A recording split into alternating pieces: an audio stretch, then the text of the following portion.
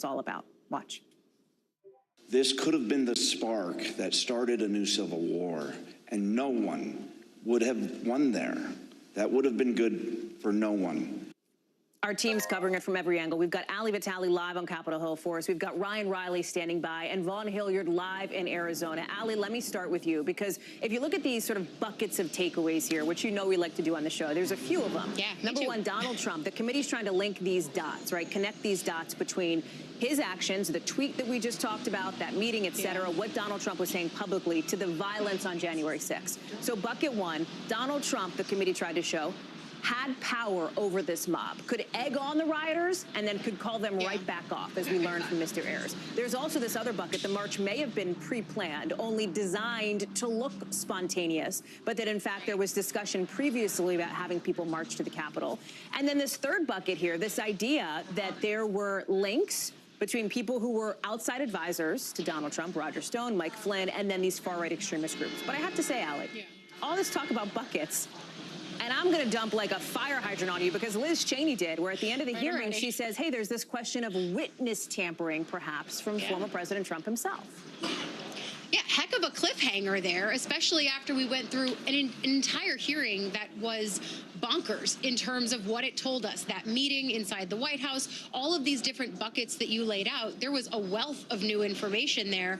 And then at the end, that new information, that new cliffhanger that seemed to be coming in real time, the vice chair of the committee, Liz Cheney, saying that a witness who we haven't seen or heard from yet, and I was just on the phone with a committee aide who said that that means that this is a person who we, the public, have not seen, but the committee has been talking to, obviously, that this witness received a call from the former president himself. They declined to take that call, and they told their attorney about it, who then in turn told the January 6th committee about it. The committee is placing this as if it's a pattern of witness tampering, if not from Trump himself, because this is the first instance that we've heard the former president directly placing calls to people, then certainly from people in Trump's inner orbit, potentially on his behalf.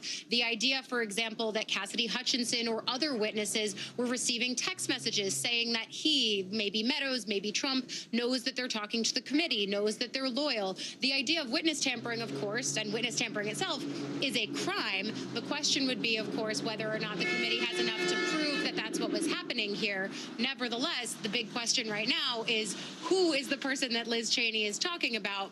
It appears that both the chair and the vice chair of the committee know the answer to that, but the other rank and file members who I've spoken to don't know, and certainly none of these people are sharing it with us. Wait, real quick, do we know if there was like a voicemail left, Allie?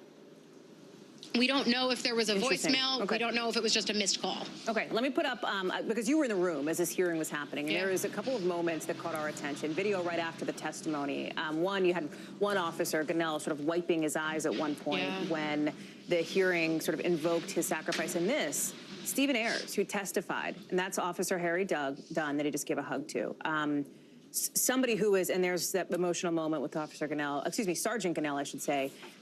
You know, this is somebody, Allie, who is being prosecuted for being at the Capitol the day of the riot, who is now, at this extraordinary moment, back at the Capitol, hugging the officers who were trying to defend the building that he was in that day. Yeah, the layers to this moment were immense for the people up here who know these officers and who are still very raw from what happened on January 6th. It is a day that changed the way that people who come to this building every day come to work. And so for that man, Stephen Ayers, to be someone who broke into the Capitol on January 6th, now invited back through its doors to testify under oath about what led him to do that, doing so mere feet away from officers like Sergeant Ganell, I asked him what that moment felt like, especially because afterwards, Ayers went over to the officers immediately, hugged them, and in the case of Harry Dunn, at least, told him, I'm really sorry. Here's what Sergeant Ganell told me about that. Can you talk a little bit about what Stephen Ayers said when he came over to you? Basically, he just apologized. I mean, I didn't come in contact with him on January 6th. I think he was just apologizing to me, I guess, on behalf of everybody else, since we are part of the public image of the Capitol as of right now. I just told him I don't take it personal. I mean, the empathy that he used and talked with in that moment was really stunning for me. But I know that these officers, from Gonell to Dunn and all of the others who have been front row at many of these hearings, for them, it's their way of saying that they are standing there bearing witness and hoping for accountability as the committee teases out more and more information about the 6th. Ali Vitale, I'm so glad to have you there covering all this for us on the Hill this week. Thank you. Appreciate it. Ryan Riley, let me bring you in here, because one of the other big themes here was the committee trying to show, and you really heard it in Congressman Raskin's closing, that Donald Trump's lies ruined people's lives. Right? That was what they're saying, whether it's Stephen Ayers, Mr. Ayers, who we were just talking about, whether it's Sergeant Gonell, who is now no longer in policing because of the injuries he sustained while at the insurrection. I want to play a little bit of what Mr. Ayers had to say.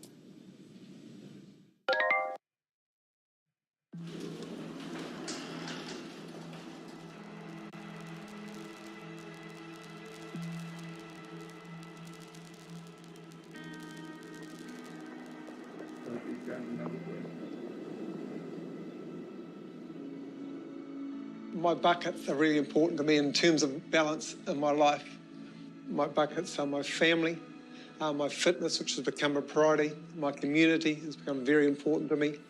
When my buckets aren't full, aren't even, my life is out of sync. That's when change for me needs to happen. My family started a community food kitchen called Eddie's Meals.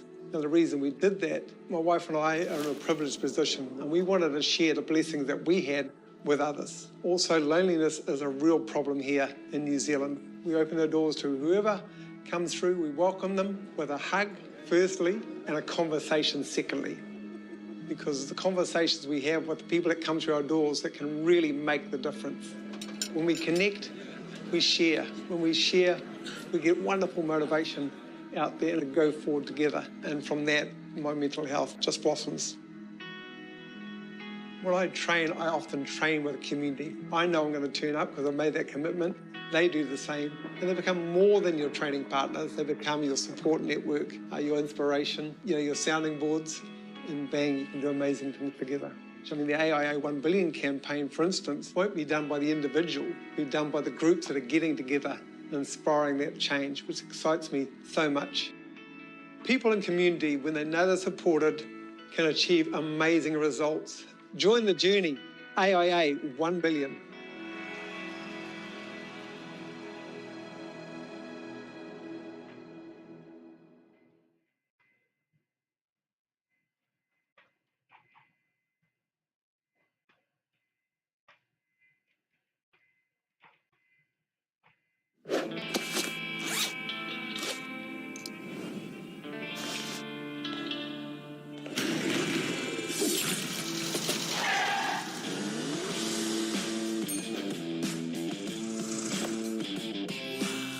Kita selalu melakukan pekerjaan kita sepenuh hati. Kita gak pernah setengah-setengah. Gak ada yang namanya coba-coba. Pilih yang pasti aja. Untuk hasil yang bagus, pakai yang bagus juga dong. Bagus kualitasnya. Bagus tampilannya. Bagus hasil akhirnya. Pokoknya bagus deh. Vinilex, cat legendaris. Vinilex Gloss, cat anti kotor. Vinilex Exterior, cat anti pudar. Garansi hasil cat bagus. Would it have made a difference to you to know that President Trump himself had no evidence of widespread fraud? Oh, definitely. Who knows? I may not have come down here. So why'd you decide to march to the Capitol? Well, basically, the president, got everybody riled up, told everybody head on down. So we basically were just following what he said.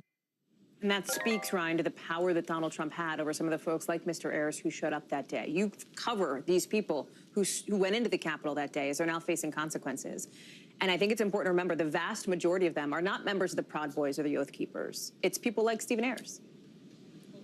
That's right, and a lot of them, have gotten their lives pretty torn apart by this. If it's legal bills, it's having to come in and get sentenced, it's spending time away at prison potentially in a lot of these cases. There are two individuals who were sentenced just today while this hearing was ongoing, got 60 days each, and a couple who's going to go away for a long time. And, not only that, a lot of these individuals have spoken to just this forever mark this mar that's going to be on them for the rest of their lives. Their Google results are forever changed. A lot of them lost jobs. There's been a lot of divorces sparked by January 6th by people who had disagreements about, with their spouse going into the Capitol. And it is really remarkable because, there is different paths that people can take where they can either choose to, say now that I recognize that, okay, I got tricked, I got fooled. But that's a tough pill to swallow, to admit that you basically threw your life away in many ways because you got fooled and weren't smart enough to not realize that these were lies about the stolen election. That's tough to sort of swallow and recognize, and I think that's what Stephen Ayers was doing here. But a lot of the individuals, they still have to sort of grasp to that because it's part of their being. It's part of, they think they're the smartest people in the room. They think that this was true. They think that the election was stolen, and even though it's going to tear their lives apart to a certain extent, it makes them feel better to think that they were at least fighting for something that was just, even though it's obviously, as we have laid out here, all bogus and all crazy. One of the tasks that this committee had was to connect the dots, and as they put it, between these extremist groups, the Proud Boys and the Oath Keepers, which you also cover, and members of former President Trump's inner circle, which at the time of the insurrection consisted of these outside advisors like Mike Flynn, et cetera. Did you hear anything new or perhaps more effective from the committee today as they laid out the evidence about those links between these groups and those individuals like Stone and Flynn?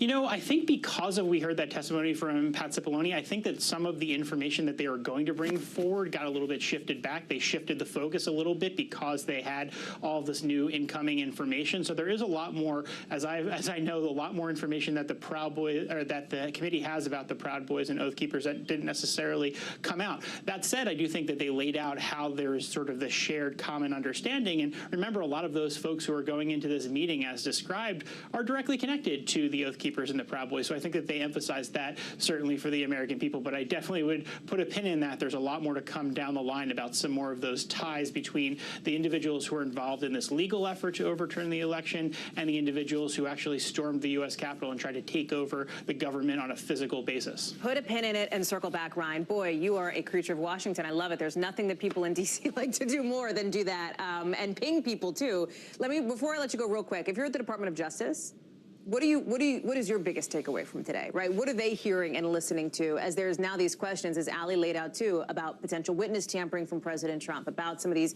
conspiracy issues too?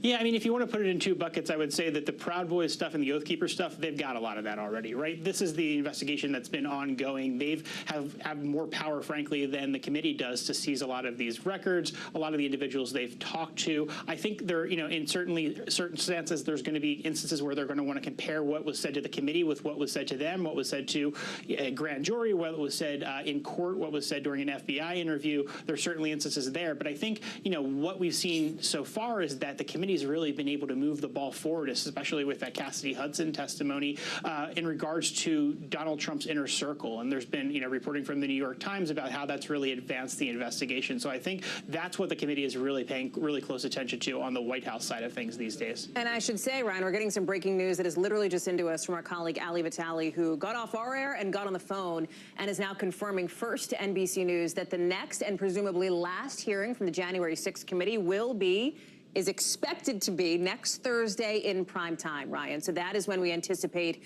the big finale hearing happening. Obviously, we will have coverage here on NBC News Now as this news is coming into us. Ryan Riley, always good to have you with us, especially on a day like today. Thank you. I want to bring in Vaughn Hilliard now, who is live for us out in Arizona covering all things Donald Trump.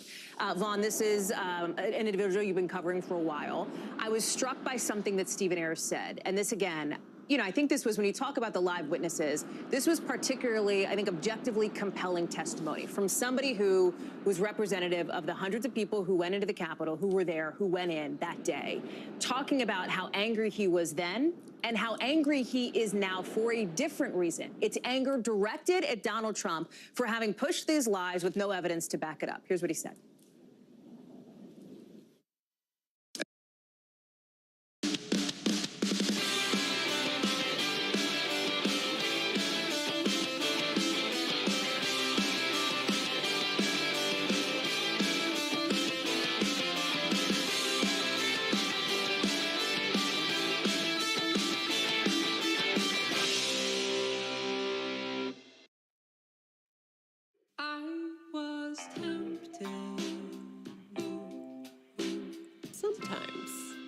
when it costs a little less, you love it a little more.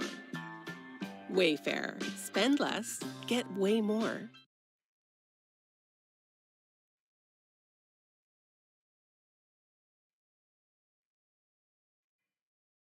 It makes me mad because I was hanging on every word he was saying. Everything he was putting out, I was following it. Got people still following and doing that. Who knows what the next election could come out. You know, could end up being down the same path we are right now. How much is that a sentiment that you hear from folks on the campaign trail when you're out at these rallies and events for former President Trump, Fawn? I can tell you that there's thousands of folks that are still showing up from Nevada and Alaska rallies here this weekend. And he just announced overnight that he's coming back here to Arizona later this week, in which he's expected to have, again, several thousand. And I consistently hear from supporters of the former president, Republicans who are sympathetic to the big lie and the continuation of the propagation of the conspiracy theories by Donald Trump here. This is an offensive game that Donald Trump is playing. There is no regret. There is no remorse for what happened on January 6th in his public comments.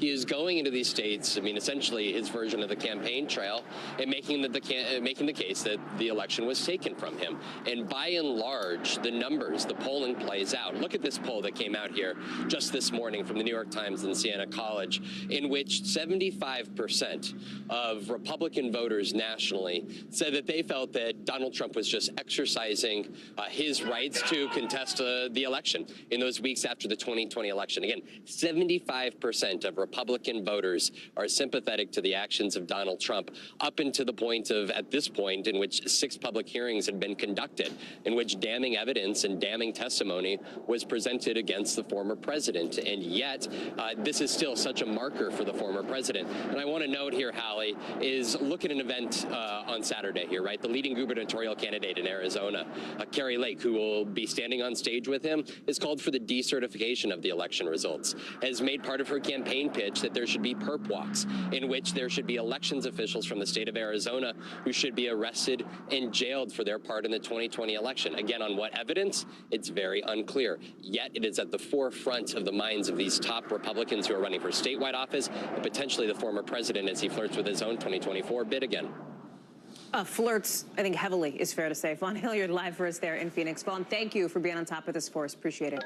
So we've talked about this investigation into the former president. Let's talk about the current president doing something very different, getting on a flight, getting on Air Force One to head to Israel in just a couple of hours from now. It's his first stop on a trip to the Middle East, and it's coming at such an important time for him on both the domestic and the foreign fronts. So the White House is saying, listen, the focus over there will be on things like ending the war in Yemen, on terrorism, on normalizing Israel's relationship with other countries in the region. But there are other big issues that will probably come up, especially when the president heads to Saudi Arabia. Like, what are they going to do about oil production? Given the record high gas prices we have seen here in the U.S., gas prices that have started slowly to go down.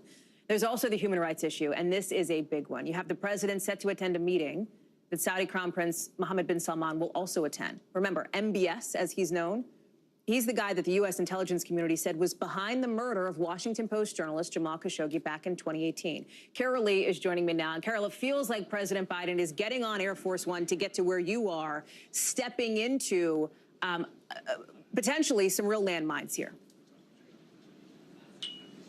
That's right, Hallie. If you look at this visit overall, start with Israel and then Saudi Arabia, you'll see the president trying to balance these concerns and the pressures that he's under when it comes to issues like human rights, and then what the White House and administration sees as his strategic objectives, and that is to get some things on issues like Iran and stability in the region and oil in Saudi Arabia in particular. So he's arriving here in Israel. There's a lot of anticipation about this visit. There's all of the traditional trappings, the American flags, the Israeli flags, welcome banners. There'll be a ceremony at the airport, but there's also a little trepidation here.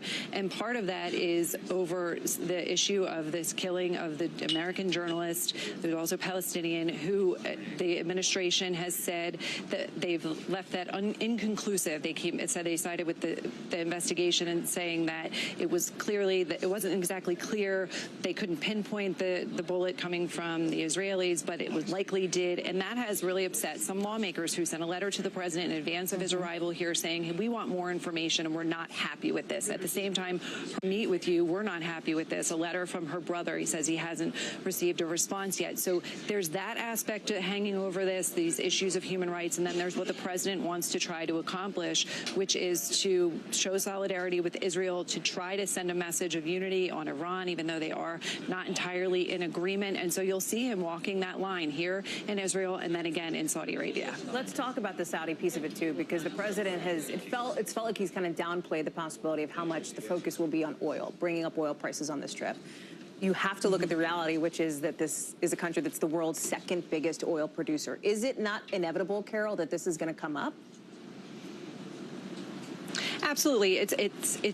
There's no way it doesn't come up. And the White House has said, yeah, it will come up, but it's not the whole of the issues that we're going to talk about. There's all these other things that we want to discuss. But look, the president said that he was going to make Saudi Arabia a pariah during the campaign. He's since gotten into office and he's seen oil prices go high. He's battling that politically at home. And so, of course, oil is at the top of the agenda for him in going to Saudi Arabia. And the problem the president has, or the risk, is that he goes and he doesn't get anything tangible to show to the American people. The White House is really lowering expectations, Hallie, saying even if he does get something, it's not something that Americans are going to feel for months, not weeks or days. You talked about it a little, Carol, but help us understand a little bit more about how the president's going to thread the needle on this human rights stuff, especially in Saudi, especially considering the pressure he's under from Democratic leaders. Look, this is going to be the key thing. The president's not expected to take questions at a press conference while he's in Saudi Arabia, so there won't be an opportunity to ask him about this publicly while he's in Saudi Arabia. But the question is going to be, did he raise Jamal Khashoggi in his meeting with the Crown Prince and King Salman? And if so, how? And what did he say? And the White House is going to have an answer for that. That's what everybody who's criticizing this trip wants to hear from him. He's not going to make a lot of people happy either way, but there's a lot of pressure on him to do something and show that he is not just going there because he wants Saudi Arabia's oil and that it's okay and everything that happened in the past is no longer needs to be discussed. Carol Lee with that Jerusalem Dateline for us here tonight. Carol, thank you. Safe travels, and I'm sure we'll see you again tomorrow. Appreciate it.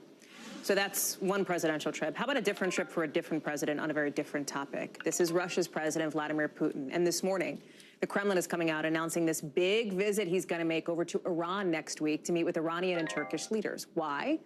Russia needs an opportunity. Right now, they need some serious help, militarily and economically, because, as you know, Western countries like ours, like the U.S., have given Ukraine a lot of that since the war there first started. This trip's announcement is coming just 24 hours after we heard the U.S. say Russia's looking to get hundreds of surveillance drones from Iran, even maybe drones that can actually fire missiles.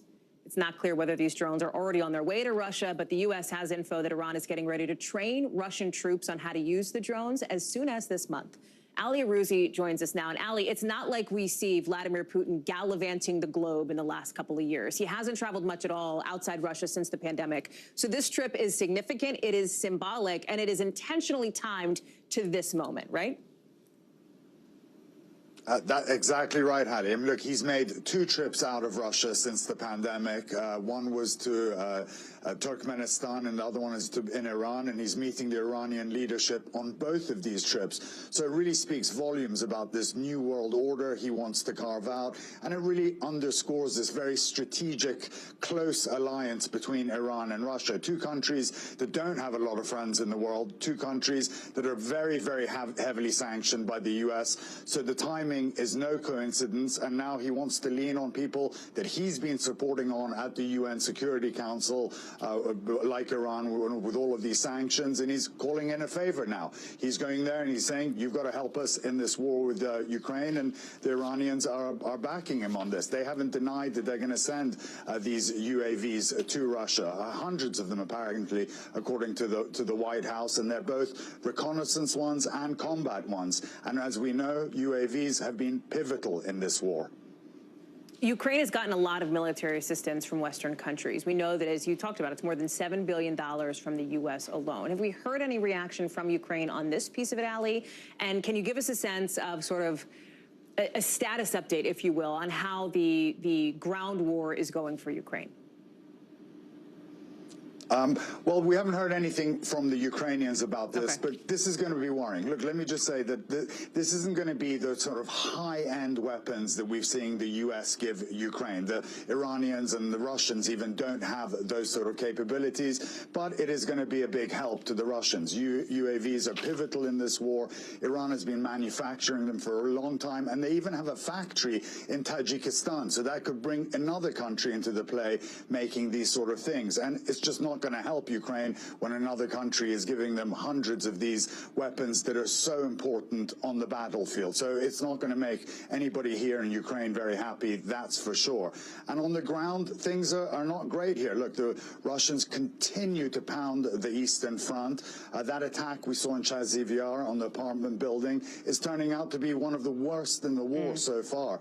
They've killed 45 people in that attack, including a 9-year-old child. That's probably the third worst attack that they've done in this war. But I've got to tell you, Hallie, as well, the Ukrainians are starting to fight back. Those MLRSs that the U.S. are giving them are having an effect. You're seeing them hit Russian military and weapons depots every day, and that may be tipping the scales in their favor. Ali Arouzi, live for us in Kyiv. Ali, thank you for being up for us tonight. I appreciate it. Coming up here on the show, could you imagine, look at this, seeing this coming at you? You're not seeing anything here, but there it is, a huge avalanche rushing toward them. We'll tell you what those hikers did. Plus, a selfie-snapping tourist falling into the crater of Mount Vesuvius. How he got out, that's one of our 5 things right after the break.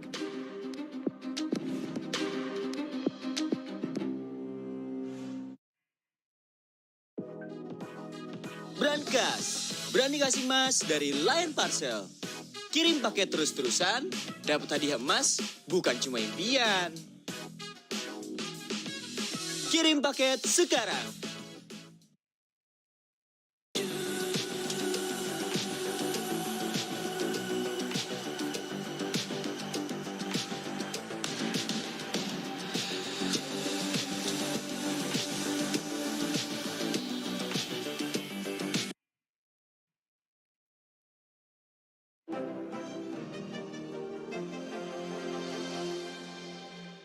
News is happening now. Look at what's making headlines around the world. We're coming on the air with breaking news. This is a significant moment. Whenever it happens, wherever you are, NBC News, streaming free now. From Brooklyn, we're next to the subway station. The state's reservoirs are alarmingly low. War will pass them by.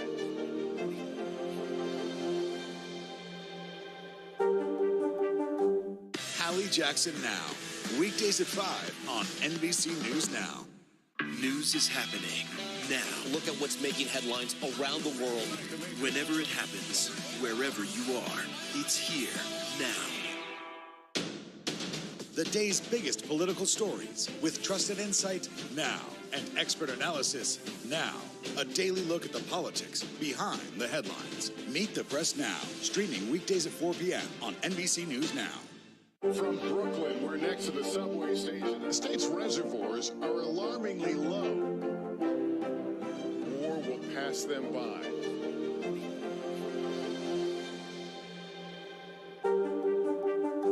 The Seduction, Dateline's newest podcast. Listen to the full season now. To cover the news, you have to be in it. This is how so many towns and cities are protecting themselves. They're pushing the gates open. Was there a school officer on campus? That's what we've been told. No. Top Story with Tom Llamas, weeknights at 7 on NBC News Now. Sometimes the news can be difficult and overwhelming for kids to understand, so we've created a newscast just for them. We hope your family will watch Nightly News Kids Edition. It's the best time of the morning. Time for that pop start, baby. I'm feeling the vibe today on the show. We'll meet Ukrainians who are defending their country one block at a time. When you were still in Kiev, could you hear the bombing? My name is Lester. Hey, who's this? The Seduction, Dateline's newest podcast. Listen to the full season now. Hallie Jackson Now, weekdays at 5 on NBC News Now. Just as we were coming on the air, edited surveillance videos showing what police were doing when a shooter was inside a 4th grade classroom and inside Robb Elementary School in Uvalde have been released. You're looking at video here obtained by the Austin American-Statesman and KVUE. It was edited down by them, including captions that are added. Audio, by the way, you see the captions on the screen, the timing. Audio has been removed.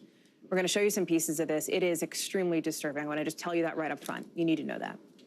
This May 24th video has gotten more attention over the past week, with families growing increasingly angry, they say, upset about the account that has so far been incomplete, in their view, of what actually happened during this massacre, where a gunman stole the lives of 19 little kids, 19 children, and 2 hero teachers. Officials say police waited more than an hour after the shooting started before confronting the gunman who died.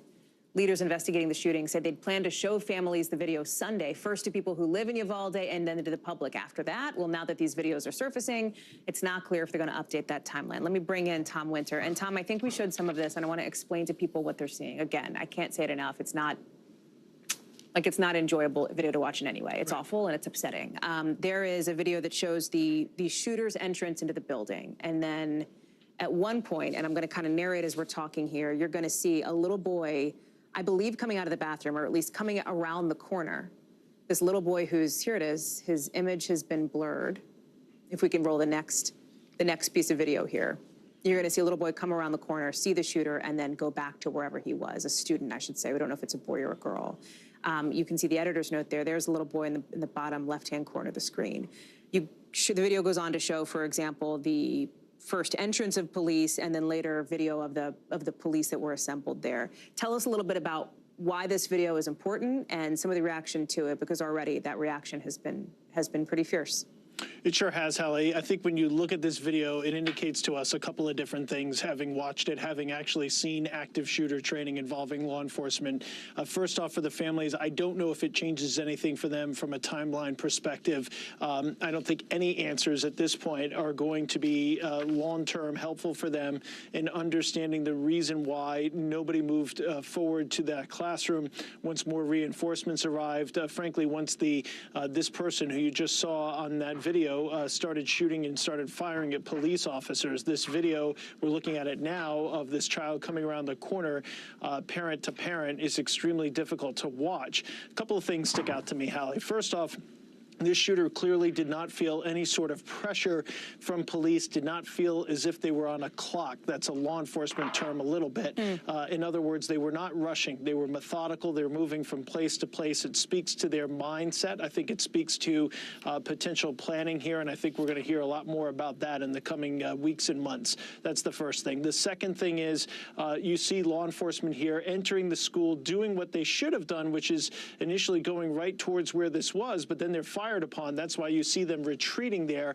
And then you see what objectively in law enforcement experts will say is a chaotic response. It's not clear who's in charge. It's not clear what's going on. You see in the upper left there, that's a body camera video of people, kind of standing around. Are we coming up with a plan? Are we going forward? And it isn't until an hour later, after all of this is assembled, that this final push towards the classroom that we're watching occurs. And so they eventually obviously shoot this shooter and this suspect.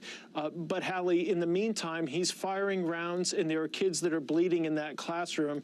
And it's just going to be very difficult to understand exactly what it was that happened here. You also see, and I'm not sure if we're going to see it in this particular clip, an instance in this video where even as they're charging the classroom, there are other officers telling officers don't move forward. I mean, at that point, when is the time to move forward? Right. You're charging the classroom. So it's going to be one of the most valuable tapes for training for law enforcement in the future. Hopefully, if there is a silver lining out of this, or if there's anything that gives these poor parents some solace, it's the fact that this video might help a further incident from happening again, like the way this incident happened in Uvalde. We've shown the parts that we can show, so we're going to drop that video at this point, Tom, because it is, as you note, it is a tool. It is also incredibly emotional and difficult, I think, for parents in Uvalde, for any parent to watch. Let me ask you sort of more broadly, big picture. This accountability question has been a huge factor in the Uvalde shooting, and a lot of the questions have fallen on the school district's police chief, Pete Arredondo. I understand in a few hours the city council is going to discuss his resignation. Do you know anything else about this, Tom, as we've heard about frustration and dissatisfaction and finger pointing on a lot of different sides of this? Right, Hallie. So, you know, this is still the police chief for that school district. It is approaching the middle of July. Kids are going to have to go back to school at some point soon, and he is still conceivably the person in charge of school safety for that community. I don't know how that sits with that community and its leadership, and certainly the parents of this school or the parents of the other schools there. I think it'll be interesting to see what happens. I've never seen a situation like this where there hasn't been accountability from a job loss perspective. Maybe there are things here we don't know. We have not heard from Arredondo in a long time. We have not heard further clarification as these videos have come out. And, you know, there's been finger pointing, Hallie, but it's difficult to point fingers when the evidence, in this case, the video, is right in front of us. Tom Winter, thank you. I know this is a developing story. I appreciate you jumping in front of a camera with that instant analysis. I appreciate it. Let's get you over to the 5 things our team thinks you should know about tonight. Number 1, the U.S. military says an airstrike has killed a senior ISIS leader earlier today. U.S. Central Command says the man killed was the leader of the Islamic State in Syria. Officials say he was working on developing ISIS networks outside of Iraq and Syria. Number 2, a hiker in Kyrgyzstan caught this moment that a huge avalanche, look at that, rushed towards his group. Oof, that's scary. It's moving real quick, right? The folks he was with managed to hide behind a rock. That is what saved their lives. That's incredible. Nobody was seriously hurt. Think about that. Number 3, a 23-year-old American tourist had to be rescued this weekend after falling into the crater of Mount Vesuvius in Italy. An official there says this guy and his family, you can see the injuries there, hiked to the top through this forbidden trail. That's where he allegedly stopped to take a selfie, dropped his phone, and then fell into a crater trying to get it out. The crater, not a crater, Mount Vesuvius. He managed to stop himself before falling too deep into the thing, but you just saw there the bruises on his back. Guides had to use a rope to get him out. The volcano is still technically active. Number 4, First Lady Jill Biden is apologizing for saying that Latinos are as unique as San Antonio breakfast tacos. She said that in a speech at an Hispanic Unity Conference in Texas. She was apparently trying to compliment Latino diversity. The National Association of Hispanic Journalists responded to the speech by saying in part, quote, "Do not reduce us to stereotypes." Her spokesperson later tweeted that the First Lady apologizes that her words, quote, "conveyed anything but pure admiration and love for the Latino community." Number 5, the latest Emmy Awards are out for this season, and your favorite folks from Succession, great theme song, by the way, lead the way. 25 nominations. After that, The White Lotus and Ted Lasso have 20 nominations each. Squid Game became the first non-English language show to be nominated in the Outstanding Drama Series category. How many of those have you seen? I'm like 2 for 4. That's not bad. Still to come, why the Biden administration might let everybody, including adults, get a second COVID booster. But would people even do it if they could? And then later, another twist in this just ongoing legal drama here. A grand jury expected to indict South Carolina attorney Alec Murdaugh on murder charges. Remember him? We got more later in the local.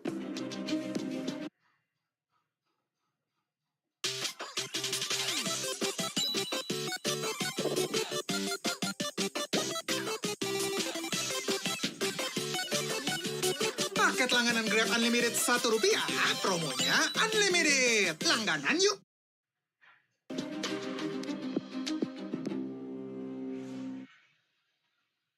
Harry Styles!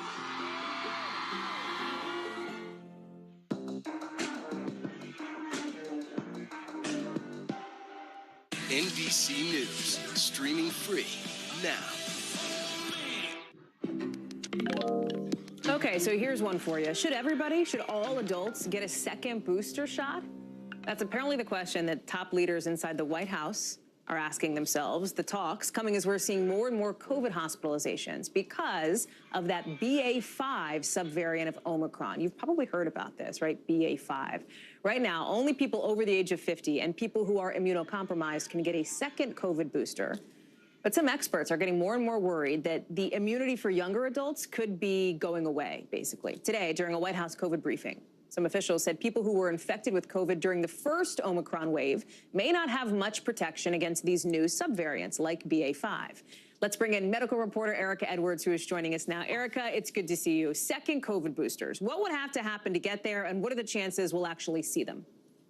Hey, Hallie. So right now, health officials are looking at one thing, and that is that rise in hospitalizations that you were mentioning, as well as the potential stress that those hospitalizations could put on an already stressed healthcare system. I can tell you that every single state except for 4, New Mexico, Maine, Alaska, and Hawaii, are seeing those rises in COVID-related hospitalizations. I've talked with doctors nationwide over the past 24 hours. They're all telling me that they are indeed seeing that uptick in hospitalizations, really in all adults ranging from age 20 up through their late 80s. Now, remember, it was in March during a previous surge of another Omicron subvariant, BA.2. That was when the FDA and CDC greenlighted that second booster for those ages 50 and above, as well as those with weakened immune systems. Hallie? If they did greenlight a second booster, Erica, do you think people would actually go get it? Because right now, for the population that can go get it, only about 30% of them actually have. That's right. And, you know, the messaging here is a little bit tricky because, you know, we now know that BA.4 and BA.5 really don't care whether you've been vaccinated or whether you've had a previous infection. That's that waning immunity that you were talking about. You know, still experts say they insist that the booster remains the best way to reduce your risk for severe outcomes, complications of COVID-19. During that White House briefing today, Dr. Ashish Jha, the COVID coordinator, said that if you are eligible for a booster, get it now. Erica Edwards, thank you for that reality check. Appreciate it. If you have not gotten one this year, please go get another vaccine shot.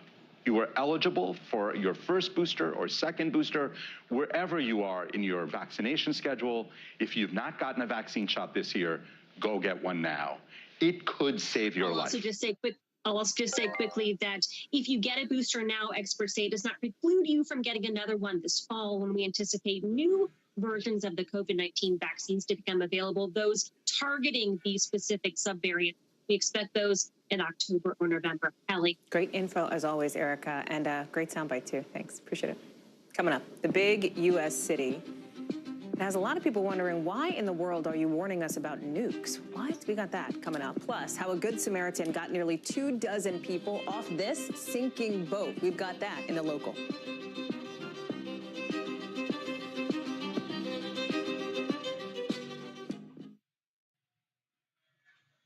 To cover the news, you have to be in it. This is how so many towns and cities are protecting themselves. They're pushing the gates open. Was there a school officer on campus? That's what we've been told. No. Top story with Tom Llamas. Weeknights at 7 on NBC News Now.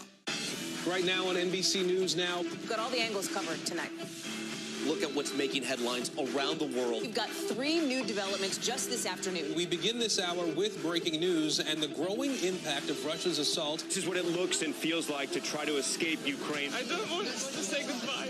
This factory has gone from making kitchen pots to lethal items. There's an intense artillery battle underway between Ukrainian forces and Russian troops. Breaking news this morning. The heartbreak, the grief, and the tears that we have seen here are all tragically familiar. Was there a school officer on campus? Because that's what we've been told. No. The shooting is once again reigniting the debate over gun laws. If it's Tuesday, it is primary night. The highest profile races yet this year. We are talking elections in a battleground state. The official confirmation of Judge Ketanji Brown Jackson. Let's zoom out a bit to our changing climate. What do we think that the new normal is going to be? We got some promising news this morning about the rollout of COVID vaccines for children under 5. Have you seen a demand for mental health services increase among Latinos? It's time for another honest conversation about what it means to be Asian American. The people of the Chamizal neighborhood aren't the only ones experiencing what they call environmental injustice. We're here to try to start conversation. A lot to talk about as we continue our rolling coverage. We're coming on the air with the news NBC Scoop. Bringing the news to you is not only a job, it's an honor. Hallie Jackson Now. Weekdays at 5 on NBC News Now. From Brooklyn, we're next to the subway station. The state's reservoirs are alarmingly low. War will pass them by.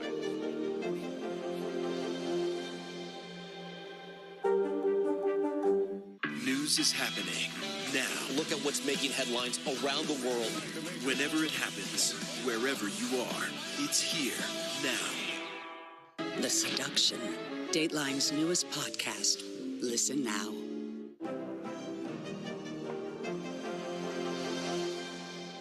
Harry Styles!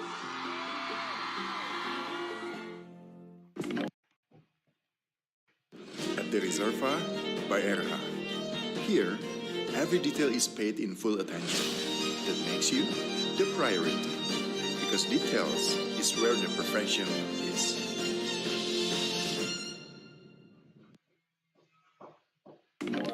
All right, a little bit of breaking news to send to us in the last couple of minutes. Do you want Twitter drama? Do you want to hear the drama about Elon Musk? Because, boy, we got it. Twitter is now suing Musk to try and force him to commit to his bid to take over the country. Remember, Musk is the world's richest guy. How long have we been talking about this whole saga? Weeks, right?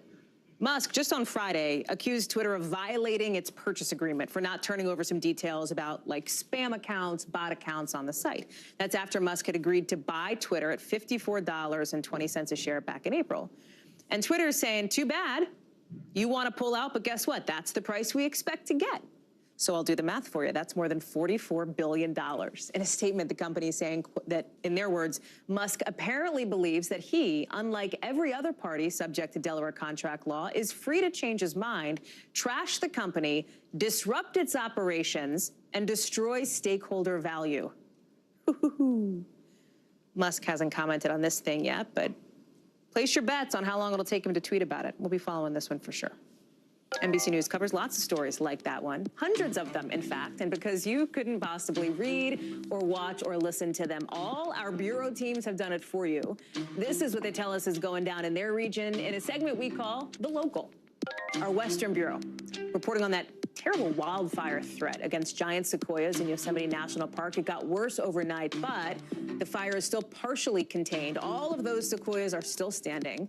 They are not, so to speak, out of the woods yet. It's still really hot out there. There hasn't been many wind. It hasn't been super windy, so that's a good thing. Officials set up sprinklers to try to protect the sequoias, too. Out of our Southeast Bureau, this week a grand jury is expected to indict South Carolina attorney Alec Murdaugh on murder charges in the killings of his wife and son. That's according to 3 sources close to the investigation. Remember, his wife Maggie and son Paul were found shot to death last June. Murdaugh called 911 saying he found their bodies. He's already been indicted on dozens of financial-related charges. From our Northeast Bureau, the Coast Guard says a Good Samaritan helped get 22 passengers off a sinking party boat. Look at this, happened in New Jersey. Officials say the boat slammed into a bridge before starting to take on water. It began listing to one side. You can see what happened. Somebody nearby came and ferried the passengers over to a pier. Luckily, nobody was hurt. Today, the New York City mayor is answering the question that a bunch of people are asking, which is, why are we getting warned about how to stay safe from a nuclear attack right now? Like, what? That's after this new PSA started airing, explaining how to do just that. Keep yourself safe from nukes, with Mayor Eric Adams saying, hey, don't freak out, no need to panic, but be prepared. The odds of a nuclear attack, pretty low. But city officials at the Office of Emergency Management want to make sure you know what to do to stay safe if it ever came to that. Pretty basic stuff. Go inside and stay there. But people are wondering what is up with the timing of this message. Isa Gutierrez explains. So there's been a nuclear attack. Don't ask me how or why. Just know that the big one has hit. New York City officials releasing a PSA on what to do in case of a nuclear attack. Their instructions: get inside, and stay tuned. PSAs like this seem like a waste until something bad actually happens. And then they are potentially very valuable. But no need to evacuate just yet. In a statement, the New York City Department of Emergency Management saying that, quote, the likelihood of a nuclear weapon incident occurring in or near New York City is very low. There's no specific threat. We've received feedback that, not surprisingly, this scenario is something that people don't feel prepared for, and they ask us for advice. So, this was an effort to provide some straightforward advice around a difficult topic. Mayor Eric Adams adding that the move comes amid rising tensions in Ukraine. I'm a big believer in better safe than sorry.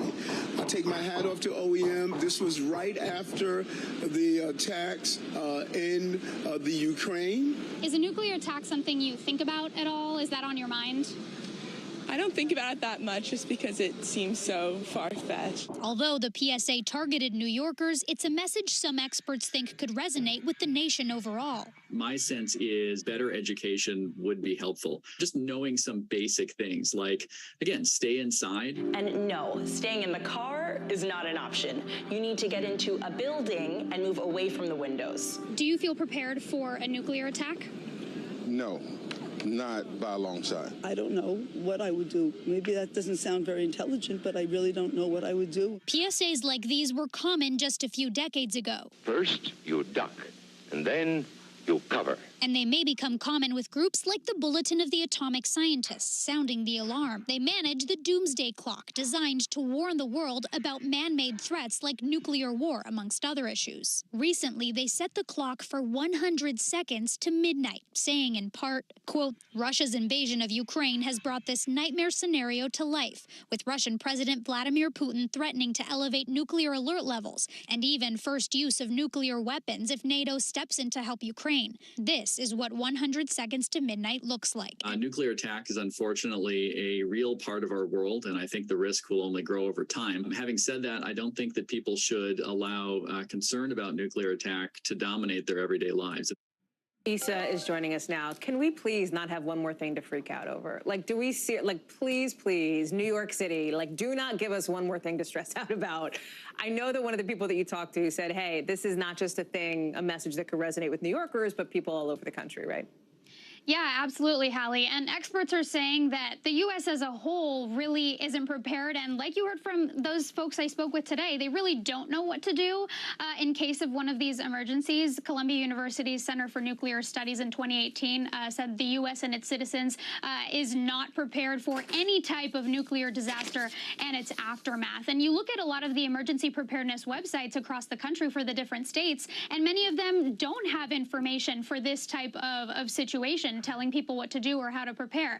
But people can go to ready.gov if they are interested in how they can prepare for this type of event. Some of the things that they say is, number one, look for possible shelter locations. It's got to be somewhere that you are often, you know, school, home, at work, that sort of thing. Ideally, underground in a basement would be best, but if not, in the center of a building. Also to look for shelter locations along your commute if you are a commuter. They also say that you can build emergency supply kits, including bottled water, battery-powered radios, emergency medications, and that sort of thing if you are concerned. But again, you know, like you heard from the mayor and from others, this is not something that is high risk right now by any means. We don't want to make it sound like that. It sounds like the city really just wanted to get ahead and make people feel more prepared if they are concerned. Issa Gutierrez, thank you for that. I will still put it on my things to worry about way later plate. Appreciate it. When we come back, NASA says they're the deepest and best images of the universe we've ever seen, showing cosmic cliffs and dancing galaxies and stars being born. Think about that. What we're learning about the first photos released from the James Webb Space Telescope after the break.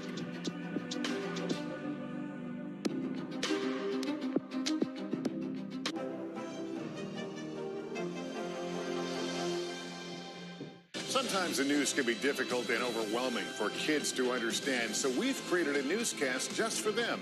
We hope your family will watch Nightly News Kids Edition.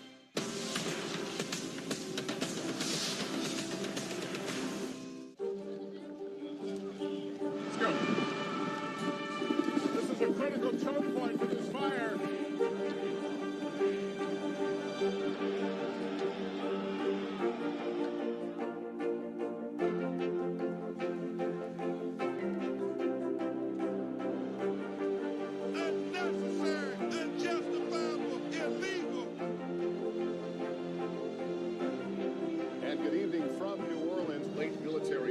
Witnessing the massive crowds. I admire you both. Nice to really spend some time with you. Appreciate it.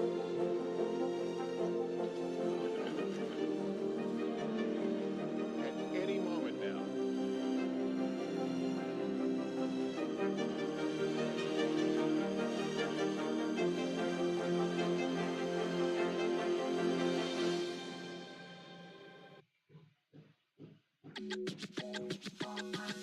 Brankas, berani kasih mas dari Lion Parcel.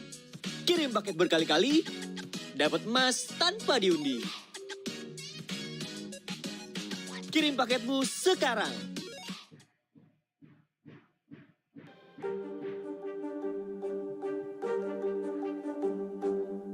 And what do you love about fatherhood? The chaos, the learning. Is climate change one of your top priorities? What's your message to girls who want to make a difference in their own communities? Believe in yourself. The Seduction, Dateline's newest podcast. Listen now. News is happening now. Look at what's making headlines around the world. We're coming on the air with breaking news. This is a significant moment. Whenever it happens, wherever you are, NBC News, streaming free now. Born to Rule, When Charles is King. A new podcast. Listen now. Now to what our executive producer calls a real bong rip of a segment. So get ready. If you ever wanted to ponder the insignificance of your existence inside the vast expanse of the universe, fire up the vapes. We are doing it, because look at your screen. You're looking at how stars thousands of light years away are born and how stars die. We're about to show it to you. A light year, 5.8 trillion miles away, by the way. We're also getting to see how galaxies that were first seen more than 200 years ago grow and interact, all from NASA, sharing some of what you're looking at from its $10 billion space observatory, a telescope that looked farther than the universe, and than anybody in humanity has ever seen the universe before. The James Webb Space Telescope, 30 years in the making. We got a little bit of a sneak peek 18 hours ago when President Biden showed off the first full-color image. Take a look at how that compares to what we were able to see with the much lauded, the much vaunted Hubble Space Telescope launched back in 1990. Look at the difference between these pictures, right? On the left is from the Hubble, taken over 30 days. On the right is the picture from Webb, which took 12.5 hours. This is a huge deal as it relates to our ability to understand more about the universe. And nobody knows that better than former NASA astronaut Mike Massimino, who's joining us now, also a professor at Columbia University. Mike, we're so glad to have you on. Thank you for being on the show today. My pleasure, Hallie. Thanks for having me. Help us, like, this is heady stuff, right? When you look at this, it's like we're a speck of a grain of sand on top of a tiny grain of sand on top of a little other tiny grain of sand on a huge, you know, this is incredible. Talk about the significance here. Well, but just in my opinion, we are very significant as well. Our planet from space is beautiful. It's a paradise. We're very lucky to be here. But yes, we are just in one little small place in the universe. I love that, by the way. Yes. Yeah. Just to set the record straight. No, you're right. I don't mean that. I just mean from the perspective of like contemplating our position in the universe. Yeah, we are unique. We are paradise. I 100% am with you. Yeah, but yes, the immensity of the universe is staggering, and the more we learn about it, the more impressed we become with it. What this telescope was built for, what Webb was built for, and you mentioned Hubble, this is the next generation of a telescope that we have available to us. It was built for two reasons, particularly. One was to be able to see deeper in the universe than any telescope ever had before, trying to get to the edges of the universe from when the universe first began 13.8 billion years ago. And the image that came out yesterday kind of shows that they're able to do that. A very clear image of a deep field, a cluster, a galaxy cluster with remnants of galaxies in it as well. Those swoops that you see is actually light being bent from galaxies that are beyond that. And then the second major goal is to analyze atmospheres of far-off planets, looking for signs of habitability as we know it, something that might be Earth-like or something that might be able to support life. So it's off to a pretty good start. And these are just the beginning, these images that we've seen so far. Can you explain what people mean when they say that this telescope is kind of like a time machine? Yeah, that's almost exactly what it is, because as we go deeper and deeper, as we look further and further, if you look 10 feet away from you and then you look a mile away from you, the light that it took longer for that light to get to you that was a mile away, right? So that's an older image than what you're seeing up close. It took longer for that light to reach you.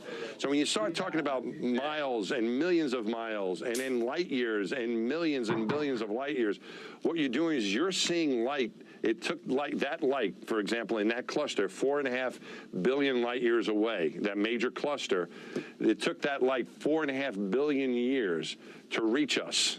Okay, so what we're doing is we're seeing old light, really. We're seeing light that is 4.5 billion years old. So as we can keep going further with this telescope, I said there were some remnants that are even older, 13 billion light years old. So you're looking further and further back. You're seeing older and older light. And the idea is that you want to go as far back as you can to the beginning of the universe and see what that looked like. So fair to say that this has exceeded expectations, these early pictures?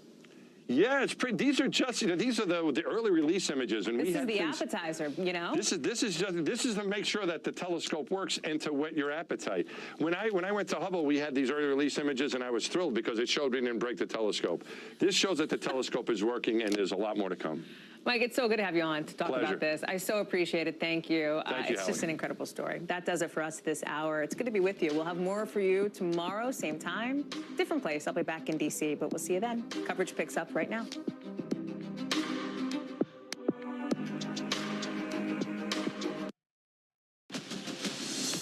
Tonight, inside the Uvalde massacre, the disturbing footage just released from inside the hallway of Robb Elementary. The video obtained by the Austin American-Statesman and KVUE showing the gunman inside the school. At one point, a child just feet away. The gunman then enters a classroom, and minutes later, the first responding officers arrive, but then retreat. A crowd of officers in tactical gear and with shields in the hallway for 70 minutes as the shooting that left 19 children and 2 teachers dead unfolded.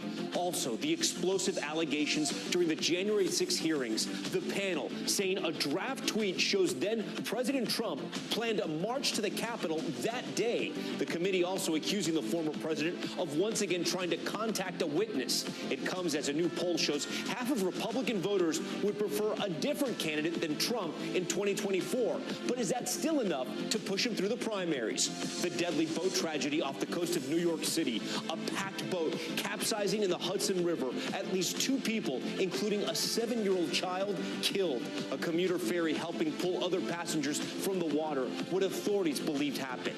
Deal or no deal? Americans canceling deals to buy homes at the highest rate since the start of the pandemic. Celebrity real estate broker Frederick Elkin joins Top Story Live to break down what it means for the housing market. And NASA releasing images of the universe like we've never seen before. The one and only Neil deGrasse Tyson is here in studio to explain just how significant they are. Top Story starts right now.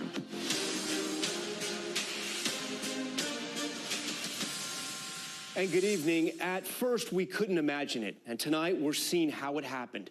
Shock and anger tonight in Uvalde and across the country.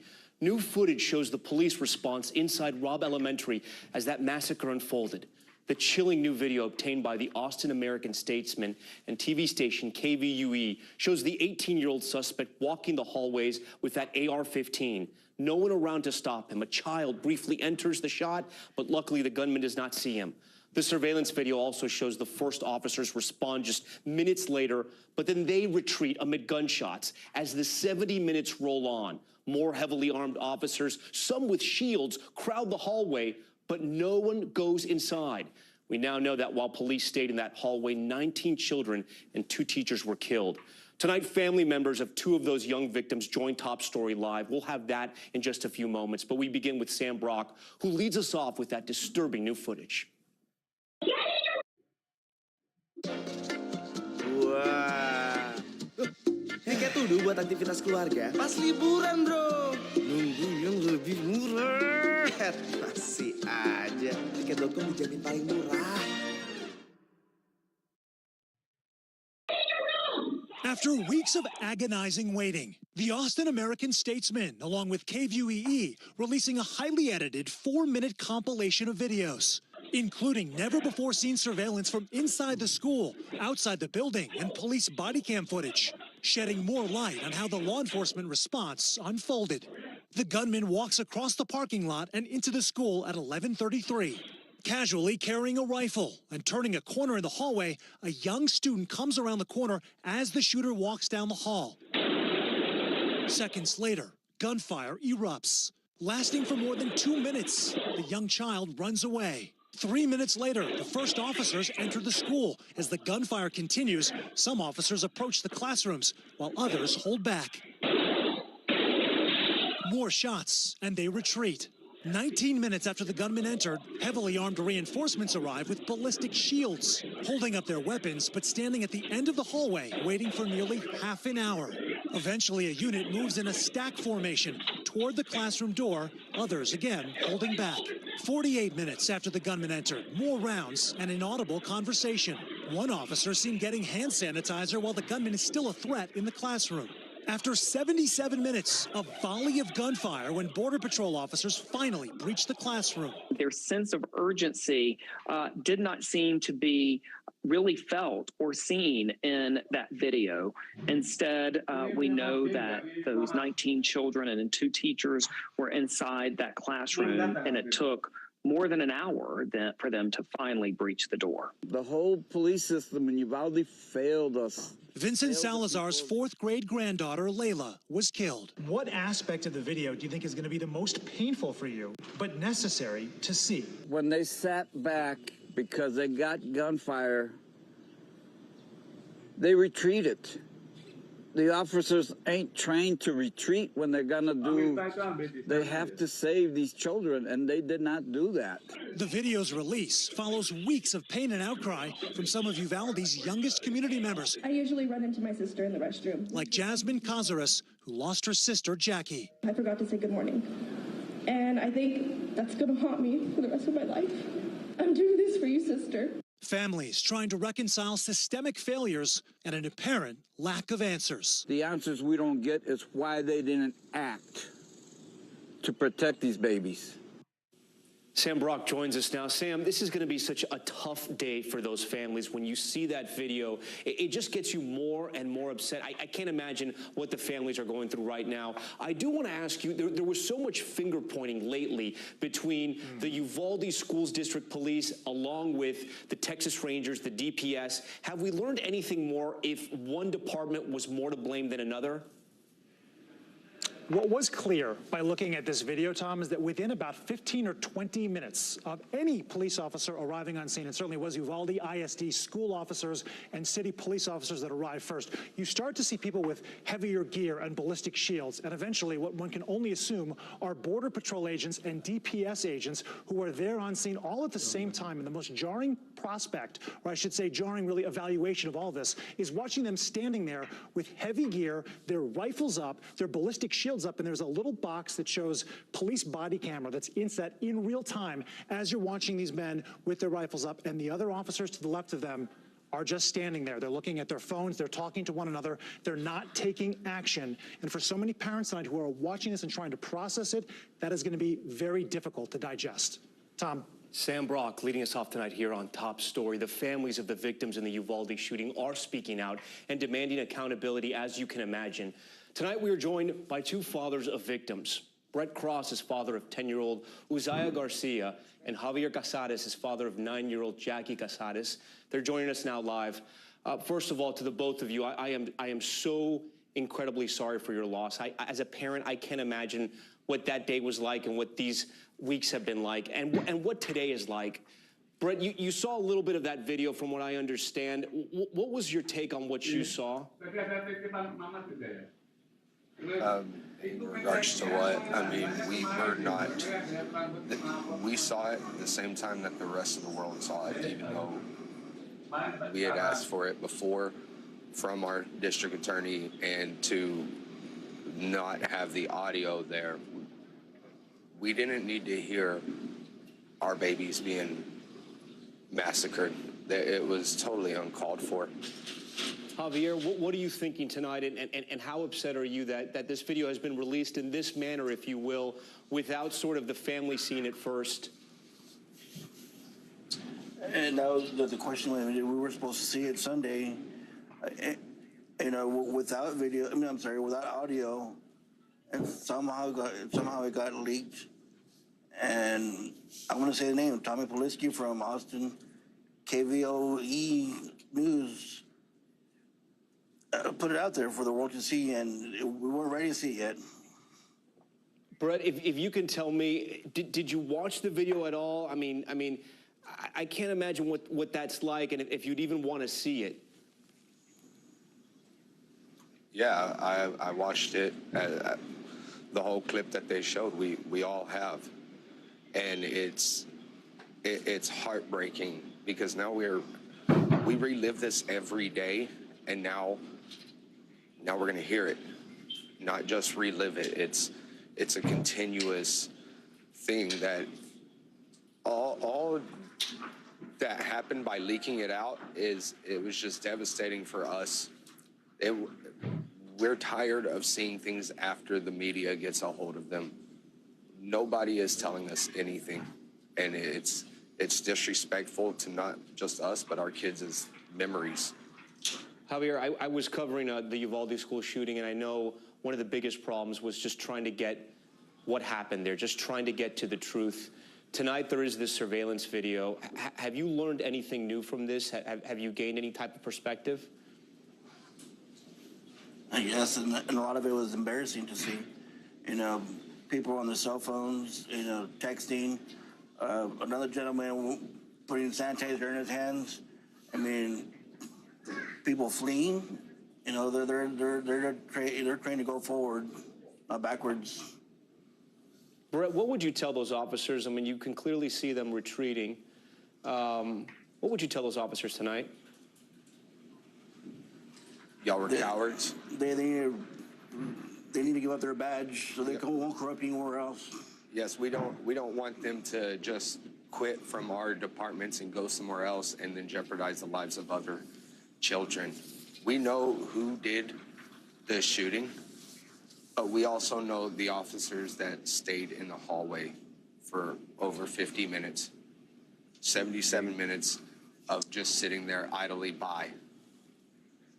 You guys are in Washington right now. Tell me what you're doing there and what you hope to accomplish with lawmakers both there and in Texas. Well, we're invited here by a group called March 4th. They're from the survivors in Illinois shooting on July 4th. What's sad is that, you know, they were the ones that invited us out here. To stand hand in hand with them, as we all have the same goal, you know. And our own community couldn't do that for us. Brett, finally, we want to thank God. Yeah, I hear you. Brett, finally, what's your message tonight to America? You know, right after, unfortunately, like I said, I was there in Uvalde, and then we ended up having to go to Highland Park as well for that July 4th parade you were just mentioning. What's your message to America tonight because of everything you've lived through? How many more kids have to die? How many before people start standing up? You think that, oh, this doesn't happen to me or doesn't happen here or anything until it does. And it will. It's not a matter of if, it's a matter of when. We have to do something to get to stop these kids dying. Now. Brett Cross, father of 10-year-old Usaya Garcia, and Javier Casares, father of 9-year-old Jackie Casares. Gentlemen, thank you for joining Top Story. I am so sorry for your loss, but I appreciate your candor and your courage for speaking out tonight. Okay, we are turning now to some breaking news that we're following tonight out of New York City, where at least 2 people, including a child, have died after a boat capsized in the Hudson River. New video, you see it right here. People frantically racing to save several others in the water after a boat with 12 people capsized. A jet skier and crews from a New York waterway ferry helping to pull the victims to safety. Joining us now live from that scene is Ida Siegel, a reporter for NBC New York. Ida, do we know what happened here? Tom, that's still very much part of the investigation. The FDNY was on scene, and we asked them during the press conference how it was that this boat, an 18-foot private charter boat, capsized in the middle of the afternoon on the Hudson River. They don't know just yet, but they say the Hudson River is difficult any day of the week. Today, it was windy here in Manhattan. The water was choppy. It's also possible that might have been too many people on that boat. There were 12 on the boat at the time it capsized, and it was a 13th person, that jet skier that you mentioned. He's actually the owner of the charter boat, and he saw the boat flip over. And when he saw that, he waved down 2 local ferry captains that work for New York Waterways and begged them to help rescue people, which they did, at least some of the people, but not the 2 who were killed. Ida, do we know how big that boat was? It seems to be a small boat to be carrying all those people, and you're right, the video shows that it was very choppy out there. I understand some witnesses have spoken out. Do we know what happened or what they've said? The witnesses that I spoke to, Tom, were actually on a neighboring ferry and saw part of the rescue effort as it happened. I haven't spoken to anybody who saw the boat actually flip over, and that would be a key witness to find out what exactly went wrong. But again, it's an 18-foot private charter boat. There were 12 people on board. Unclear at this point if any of them were wearing life vests. Also unclear how many people are supposed to be on a boat of this size. You know, all of that is part of the NYPD's investigation here, and they certainly want to know what happened because lots of people are out on the Hudson River, and they want to make sure this sort of thing doesn't happen again. Having grown up on boats down in South Florida, I can tell you 12 people on an 18-foot boat, that is very, very tight. Ida Siegel covering that breaking news for us. Ida, we thank you for that. We head to Washington now in the latest explosive hearing from the January 6th committee, the panel making the case that Trump issued a call to arms to his supporters and violent extremists to attack the Capitol. NBC News Chief White House correspondent Kristen Welker tonight has the latest. Tonight, the January 6th committee painting a portrait of a White House full of friction. Former President Trump ignoring his own advisors, pressing him to concede, instead barreling towards a possible constitutional crisis.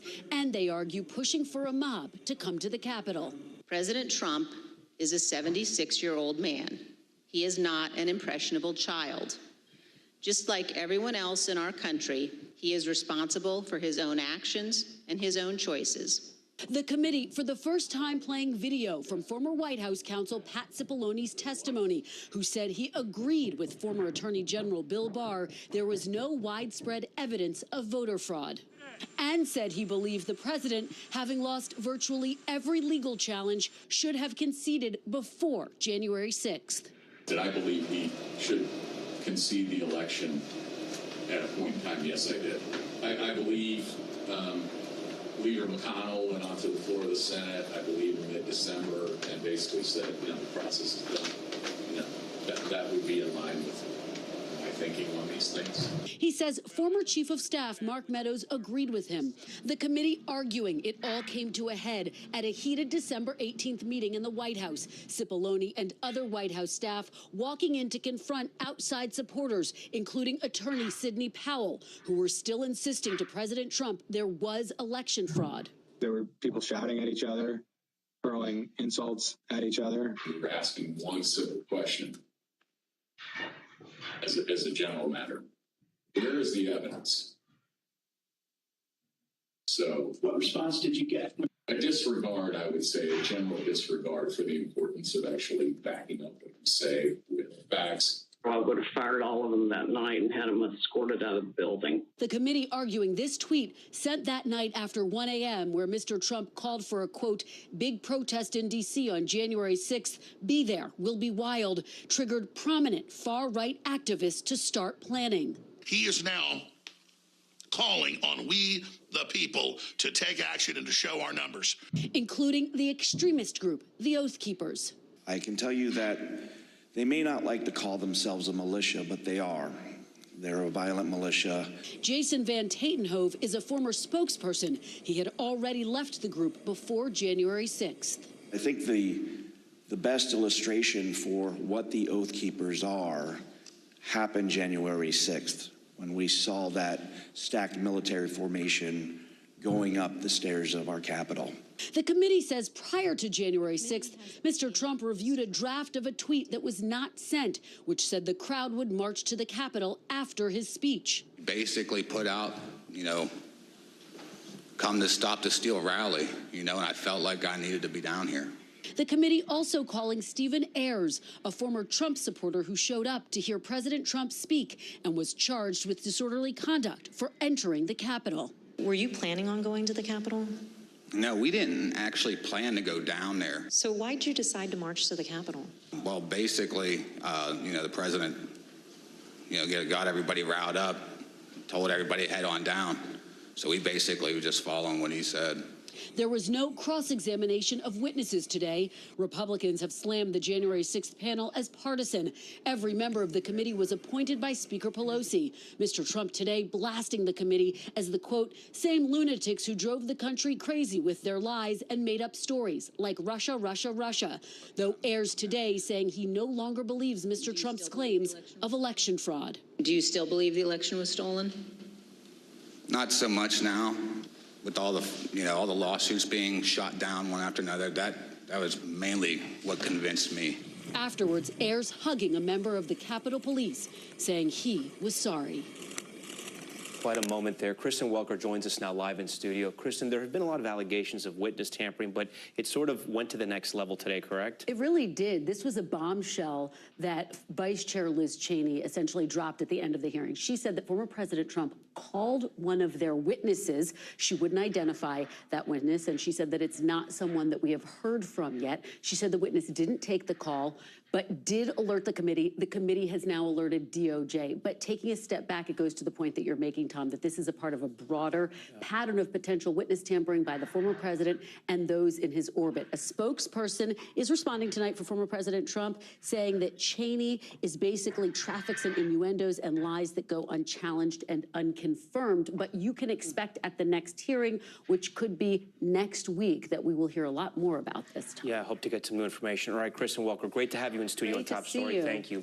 Okay, sticking with politics now to a new poll from the New York Times and Siena College. The poll out today showing Republican voter support for a 2024 run from Donald Trump is below 50%. The poll also showing Florida Governor Ron DeSantis is the most popular alternative. Vaughn Hilliard has more. Former President Donald Trump is now eyeing his path back into the White House, a 2024 run. And in 2024, most importantly, we are going to take back our magnificent White House. We're going to take it. But it comes as a new poll shows even voters in his own party may be ready to move on. The New York Times Siena College poll released on Tuesday shows half of Republican voters preferring an alternative to Trump as the party's nominee in 2024. I think Donald Trump did a lot of good for the country, but I think he's a little bit maybe too out of control. Trump still with a sizable advantage, though noteworthy, 65% of Republicans with a college degree say they would now vote against Trump in a GOP primary. Leading in that demographic, and second to Trump overall, Florida Governor Ron DeSantis, who has yet to publicly engage in the fodder. He still has his re-election campaign for governor this fall. I'm focused on 2022. Few prominent voices in the party have suggested Trump should step aside, though Matt Schlapp, the chairman of the American Conservative Union, telling NBC's Abby Brooks today. I think Donald Trump should run for president if he wants to. I think Ron DeSantis should run for president if he wants to. I think Josh Hawley should run for president if he wants to. I think I'm not afraid of primaries. I think primaries are very useful. Yet to officially declare his own presidential campaign, Trump is already on the trail over the weekend in Nevada with top GOP leaders in the state, and then in Anchorage, Alaska, alongside congressional candidate Sarah Palin. Sir, we need you back. 4 more years. 4 more years. 4 more years. And now Trump announcing a rally here in Arizona later this week, a state he narrowly lost in 2020. These rallies running parallel to the investigations into Trump. Today, the former president calling the January 6th Select Committee, quote, hacks and thugs. Consequential months ahead for Donald Trump as he plays offense to sway the American electorate back into his favor. So you voted for Biden over Trump in 2020? Yes. But in 2024? I would vote for Trump if he's going again. 75% of Republicans nationally suggest that Donald Trump was, to a certain extent, justified and that he was simply exercising his rights that were protected to him to contest the 2020 election in the lead up to January 6th. Those numbers suggest, and also off of anecdotes and conversations we have had on the ground, would suggest that Donald Trump remains not only a sympathetic, but a popular figure in this Republican Party today. Vaughn Hilliard on the campaign trail for Top Story from Phoenix tonight. Vaughn, we thank you for that. With President Trump's 2024 run looking more and more likely, I want to bring in Matt Dowd. He was the chief strategist for the Bush-Cheney 2004 presidential campaign and is the founder of Country Over Party. He's also an NBC News analyst and one of my old friends. Matt, great to have you on Top Story. Thanks so much for joining us tonight. I do want to start with that overall number. 49% of Republicans said they'd vote for him tomorrow. But I'm reading the headline of the New York Times, Matt, and I think the New York Times got this wrong. They wrote, half of GOP voters ready to leave Trump behind, poll finds. Matt, at 49%, if you think about all the people that are likely to run in the Republican primaries, that's a very strong number.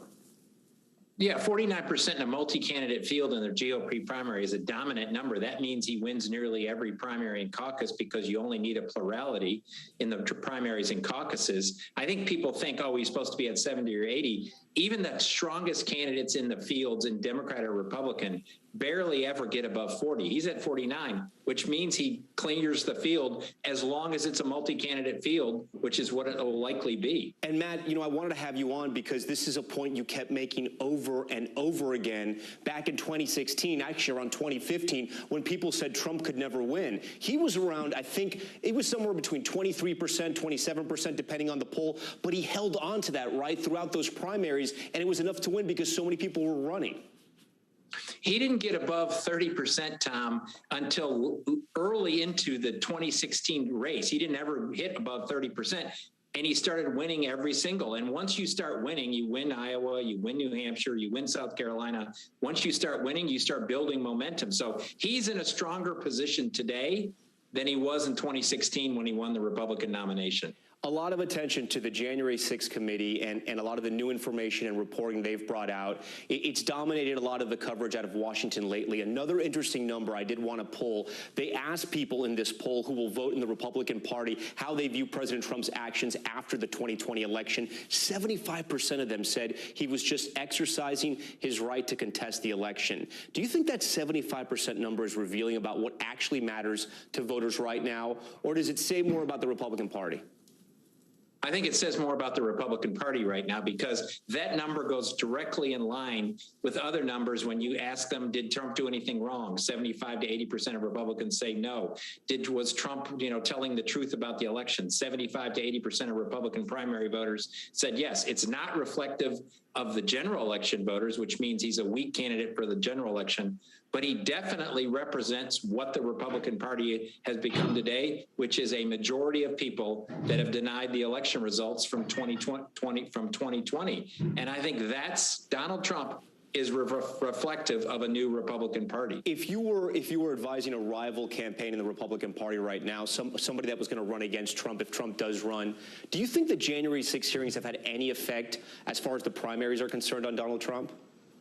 I think if I were a candidate, if I were advising a candidate, I would say keep your head down. Don't get ahead of your skis. Stay low profile as long as you possibly can, because I think what could be developing is a question of Donald Trump's electability in a general election. And I think that's the biggest impact in the Republican primary among those voters is voters start doubting his ability to win the general election. And if that starts happening because of the January 6th commission, then it provides an opening as long as somebody has kept their head down for this length of time. I'll push back on that for two reasons. One, Trump has a tendency to steamroll his opponents, right? And number two, that was sort of a play that was used in 2015-16 that didn't necessarily work. So if you were going to have a strategy against President Trump in the Republican primaries, what exactly would that be? How do you think you beat him? Well, you want to try to, if you're like, let's say you're advising DeSantis, you want to try to limit the field. So the reason why Trump was successful in 2016 is there was 10 or 11 candidates for a lengthy period of time. So you want to try to pare the field down. You want a one-on-one as quickly as possible in this. And so you want to basically raise money, show some support among Republican activists, and so you can push everybody out of the field. That, I think, is the main goal. Once you get one-on-one with Trump, as what happened in 2016, then he begins to look vulnerable. But if it's a multi-candidate field, if I were a betting person and somebody gave me Donald Trump or the entire field, I would take Donald Trump in 2024 to win the Republican primary. Wow, that says a lot. Finally, Matt, give me 3 people right now you think that could give Trump a run for his money on the Republican side. The only candidate, I mean, I could give multiple candidates. Kristi Noem, the governor of South Dakota. Ted Cruz, I think, wants to run again. There's many other candidates. I think the money for the best challenger to Donald Trump right now is Governor DeSantis of Florida. That's who I think the money people will give to in the Republican Party. And I think the activists, because he's very aligned with Trump on many issues, that's the leading candidate. Though you never know with these things if a candidate surfaces and does well in a debate. But I think the early money would be on Governor DeSantis. Matt Dowd for us tonight. Matt, we appreciate it. Still ahead, Americans canceling deals to buy homes at the highest rate since the start of the pandemic. So what does it mean for the housing market? A celebrity realtor joins Top Story next. And the Alabama prisoner who escaped with a corrections officer now charged in her death. But authorities say he did not fire the fatal shot. So what happened? Stay with us.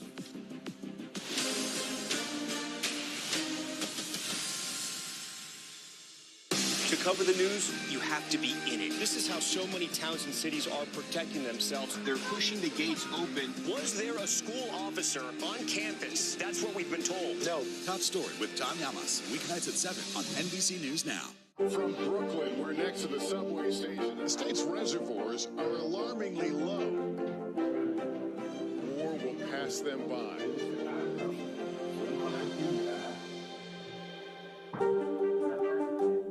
We're here to start conversations about the big things happening in our world, because it's not my job to tell you what to think.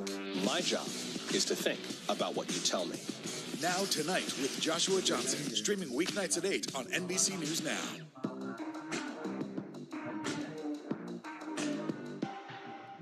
These days, it feels like the news never stops. So let's get into it. What's happening right now, what it all means for you for an hour every day. It can be hard to keep up, so let's get started together. Hallie Jackson Now, weekdays at 5 on NBC News Now. Now Tonight with Joshua Johnson, streaming weeknights at 8 on NBC News Now. Born to Rule, When Charles is King. A new podcast. Listen now. Still to come on the Channel 2 News. Well, the waters are certainly receding now. Still too close to call. Lester Holt reporting from Ground Zero, as it's being referred to. It is, in fact, the taste of freedom. The Haitian people know a little something about resiliency. What's the biggest risk right now? Some of the troops who have been proud. I want to welcome you to the first presidential debate. In fact, we've been told we can't go any farther. You with some resilient folks. Let me get a hint.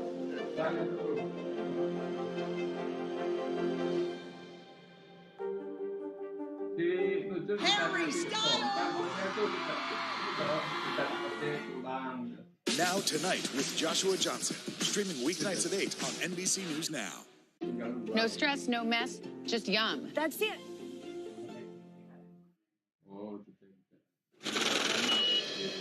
All right, now to Money Talks, as home buyers are canceling deals at the highest rate since the pandemic. Is it the latest signal a turbocharged housing market could be slowing? Emily Aketa now with what it means for your money. More home buyers are backing out of deals, and a potential sign the red-hot housing market is cooling. Things are really shifting away from being a super strong seller's market to kind of starting this rebalance. Nationwide, some 60,000 agreements fell through in June, according to real estate firm Redfin. That's nearly 15% of homes under contract that month, marking the highest percentage on record aside from the earliest days in the pandemic. Among the most affected areas, Las Vegas, New Orleans, and many hotspots in Florida. Demand is definitely decreased. Sean McLeod works in Orlando, where research shows roughly 1 in 4 buyers are calling it quits. Not every buyer is able to purchase in this market under these conditions. Industry experts say the canceled buyer largely falls into 2 categories: those who are using the slowing housing market to get better deals, and people who are priced out by rising mortgage rates. The 30-year fixed rate nearly doubling since January, now just under 6%. That could mean an increase of hundreds of dollars in monthly payments, especially with listing prices at record highs. What kind of tips do you have for people who are worried about the volatile mortgage rates? The first thing to do is really understand your finances and get those finances in order. Really shop around and find a lender that's able to lock in a rate for you. Home hunters hoping for the balance of power to shift back to the buyer. Emily Keta, NBC News. All right, we thank Emily for that report. With the housing market seeming to slow down, or at least feel some shocks, is it an opportune time for some buyers to jump in who have been left on the sidelines by rising prices and shrinking demand? Joining Top Story tonight, a face you know, a name synonymous with real estate, Frederick Eklund. He's the founder of the Eklund Gomes team at Douglas Elliman Real Estate and author of The Sell, The Secrets of Selling Anything to Anyone. Frederick, thanks for joining Top Story tonight. Thanks for having me. All right, let's start with that top line number. Nearly 60,000 deals falling apart just in June. That according to Redfin. I know you're a deal maker. Why are these deals coming apart? Well, I think, first of all, not to be too dramatic, the market is cooling, deals are falling through, but we have to remember that even in 2019, before the pandemic, before the lockdowns, we didn't have that great of a market. It was sort of dwindling down slowly all over the nation. And then we know what happened. You know, 2020 came and we had a halt in the marketplace, right? But after that, I think we all forgotten, the markets went crazy. I'm smiling and I'm saying this, you know, as a real estate broker, it was the best year, 2 years in the history of real estate. You know, will we ever have something like this again? I don't think so. And the low interest rate environment. So we're coming off of that is my point. So those were the good old days, I guess you can say, even though it was just last year. What do you think's happening right now? Do you think it's rising interest rates? And do you think people are concerned about the economy?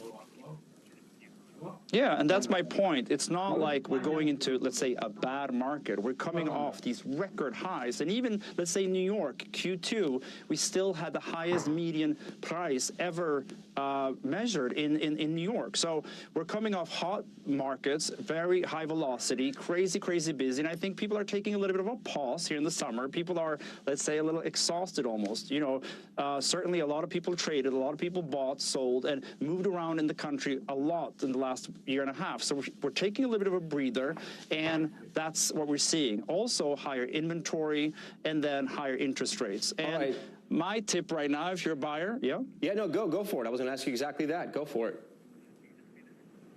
No, I mean, if you're a buyer right now, it's kind of a good position to be in. Inventory is rising, and you have more, you know, opportunities out there. I say to my buyers, try to be second in line. And what I mean by that is, you know, you don't want to overbid and win the property. It's actually that kind of buyer's market. You want to be the second in line. So when that deal falls through, that escrow falls through, or they can't get the financing, you're second in line, and you can maybe even renegotiate your deal to even a lower value. And then if you're selling your property, what are you advising your sellers?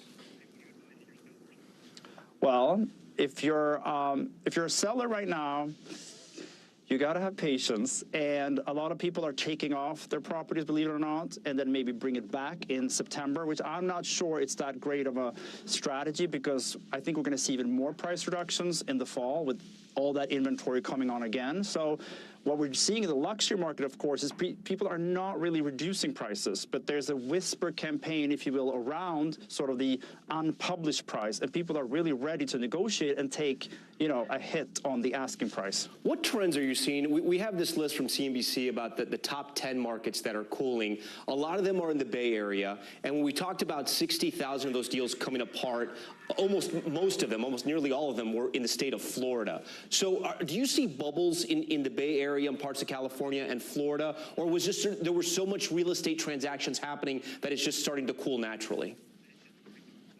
Yeah, I think like if you look at those particular markets, or even some of those top 10, you know, markets where it's cooling the most, those are also the markets that went too expensive too quickly. I mean, in Florida in general, some of these pockets even doubled in 1 year. So it's natural. I would still argue that the prices and even some of the velocity is higher there today than it was, you know, in the end of 2019. So, Frederick, look into your crystal ball, your beautiful crystal ball that you probably bought at some bazaar somewhere across the world, someplace we've never even heard of. Okay, maybe in Sweden. What's one place people aren't looking at right now or talking about that you think there's prime opportunity for real estate investors or somebody looking to move and buy a new home? You know, I'm in 13 markets, 5 states. They're all like my children, I say. But if I had to pick one, it's Texas still. And, you know, what's going on in Texas is just incredible. And if you have a chance to grab something there, you're lucky. And, you know, it reminds me of when I moved to New York in 2003, 2004, where you still have bidding wars. Inventory is coming up a little bit there still, but it's so tight. So grab something there, and you're going to do very well on your capital appreciation. And finally, a market that scares you a little bit. Finally, a market where maybe people should stay away from. Well, the real high end right now is having issues. Anything over 20 million in New York and Beverly Hills and LA it's a hard time, you know. So I wouldn't say stay away, because if you have a quality house and you have a unique property, there's always going to be a demand. However, you know, it's not like the good old days where you put it out and get snapped up. So patience, patience, patience. And on that note, a lot of the very wealthy with the big price points in the luxury market, they have that patience, and they're just going to wait till the next cycle, whenever that is. Frederick, I'm glad you brought up that point, because the median home price for the top story viewer, the average top story viewer of this show, $20 million. So that is our audience right there. Frederick Eklund, we appreciate it. Thank you for your time. Thank you for coming on. Thanks for all that advice. Thank you so much for having me. Thank you. All right, when we come back here on Top Story, the child hailed a hero, a raging fire destroying a multi-million-dollar home outside of Boston. How an 11-year-old helped save everyone inside. Stay with us. Sometimes the news can be difficult and overwhelming for kids to understand. Ukraine and Russia. Could you help me understand what's going on? So to help make sense of it all, we've created a newscast just for them. We hope your family will watch Nightly News Kids Edition.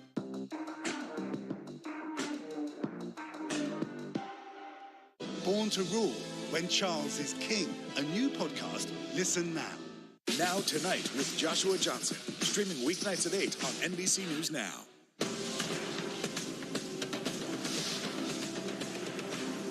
The fire has grown leaps and bounds. You see behind me is typical. How you doing? Pretty bad.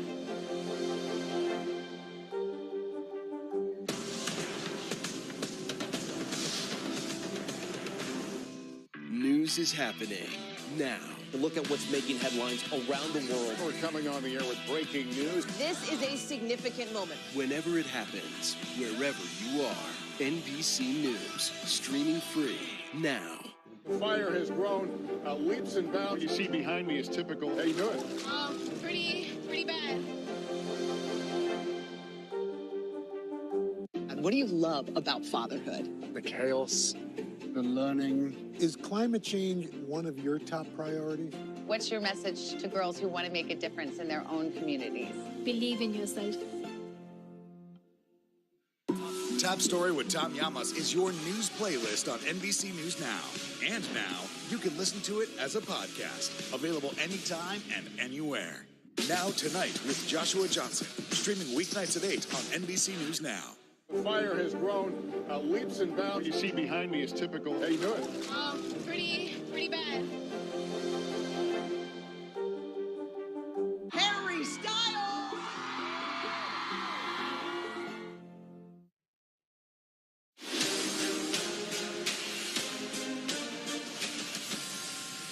All right, we are back now with Top Story's newsfeed and an update. Casey White, you may remember, that Alabama prisoner who escaped with a corrections officer, has been indicted for felony murder in connection to her death.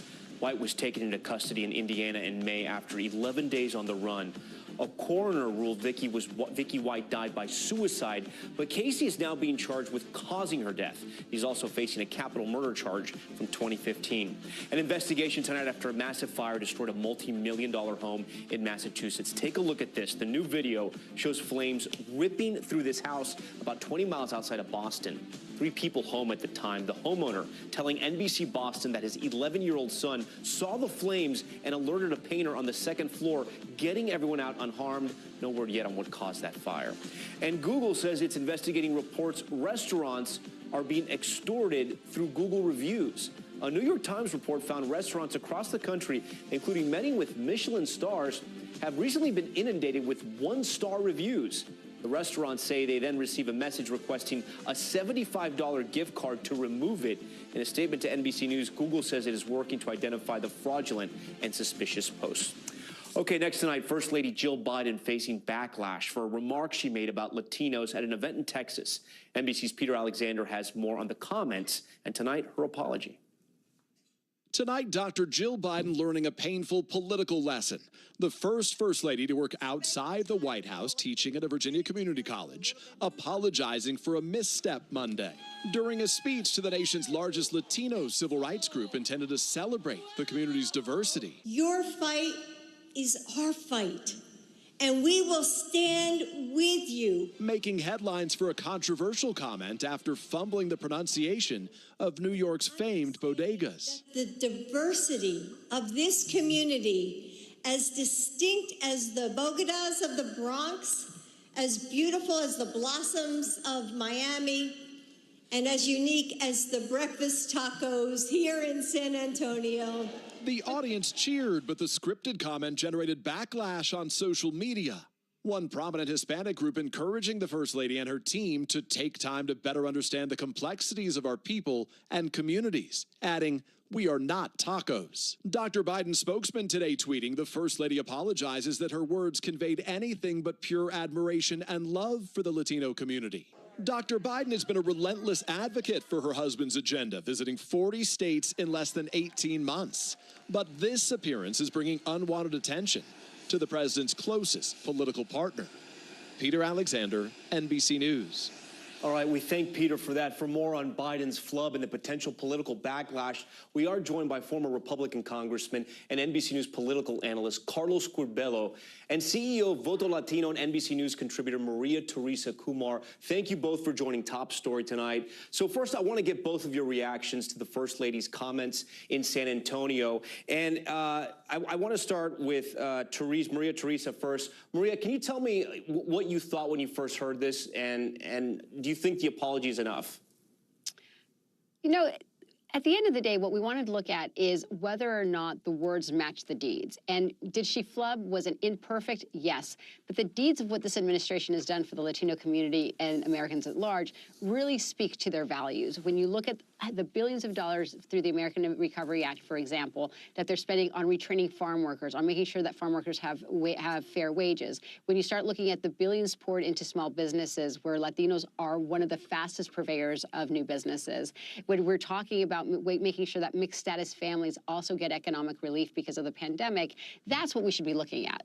Words, is it imperfect? Yes, but recognizing what the administration has done for the Latino community and for the United States really speaks louder than words. And Carlos, those actions actually did. Carlos, you're a Republican, but you're Hispanic as well. I mean, one of the big issues for Hispanics in either parties is we don't want to be taken for granted.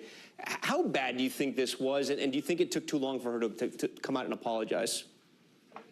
Well, the problem is that it reinforces this idea that there's a disconnect between Democratic politicians, between progressives, and the U.S. Hispanic community. A lot of people in the Hispanic community feel that the Democratic Party has been patronizing the community for many years, and what a lot of Latinos want in this country is to be met wherever they are, not where the progressive base thinks they should be, not where progressive elitists think they should be. Latinos have to be met where they are. That's why Republicans are having successes recently in Latino communities, because Latinos feel like Republicans are showing up and meeting them where they're at. So let's talk about that, Maria Teresa, if we can here. If we look back to 2020, right? Obviously, the Democrats and Joe Biden did better with Hispanics, but they lost some traction there, right? He underperformed with Latinos in states like Florida.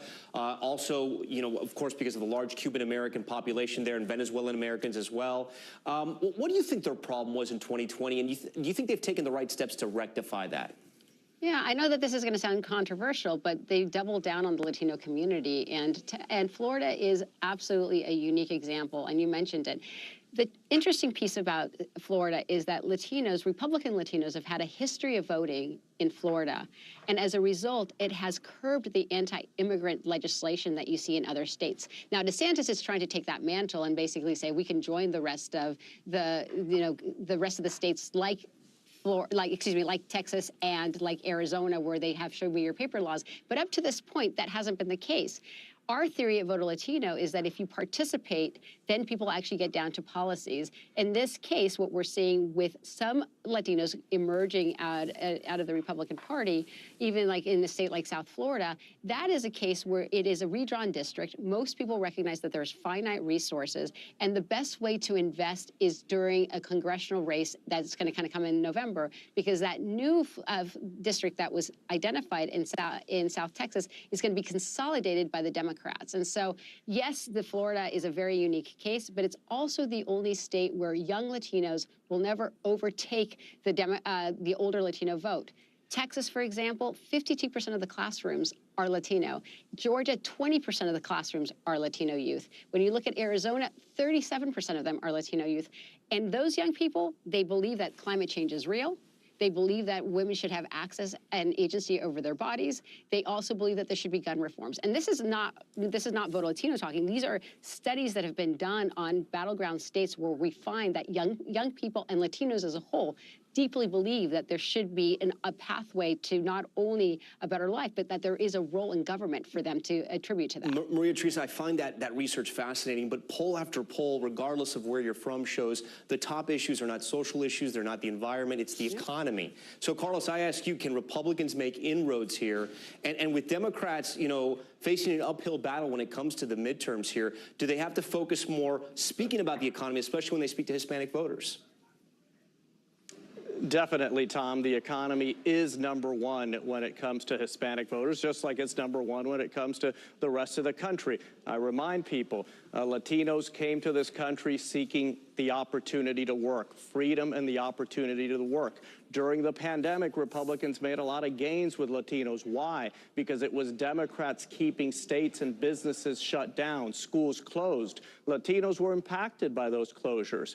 I remind people, when you work at a restaurant for tips and you want to earn your way to become a manager of that restaurant, it doesn't help if that restaurant's closed, even if you're getting some help from the government while you're at home. So again, there's this growing disconnect between Democrats and Latinos. We're seeing it in the polling, and more importantly, we're seeing it in election results, not only in South Florida, but also in South Texas and in other Hispanic districts throughout the country. This is an important part of the Democratic coalition, and if they keep losing Latinos to Republicans, even if they win a majority of Republicans, it could really make it hard for Democrats to win nationally. All right, Carlos Curbelo, Maria Teresa Kumar, we thank you as always for joining Top Story. We look forward to seeing you guys again. Coming up, the crater crime. This is a bizarre one. The American tourist falling down a volcanic crater in Italy while taking a selfie. Why he could now face criminal charges. Stay with us. Mystery in Paradise. There's my sweet little sister on the news. A series of secrets to be discovered. This investigation takes you into the swinger lifestyle. Dateline's hottest July ever. Fridays at 10/9 Central. News is happening now. Look at what's making headlines around the world. Whenever it happens, wherever you are, it's here now. Now Tonight with Joshua Johnson. Streaming weeknights at 8 on NBC News Now. Let's go. This is a critical choke point for this fire.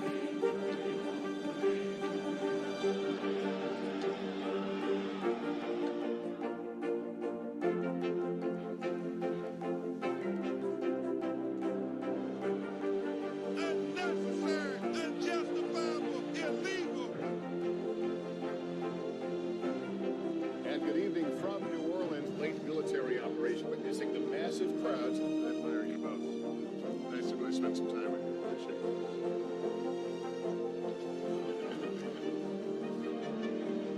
At any moment now.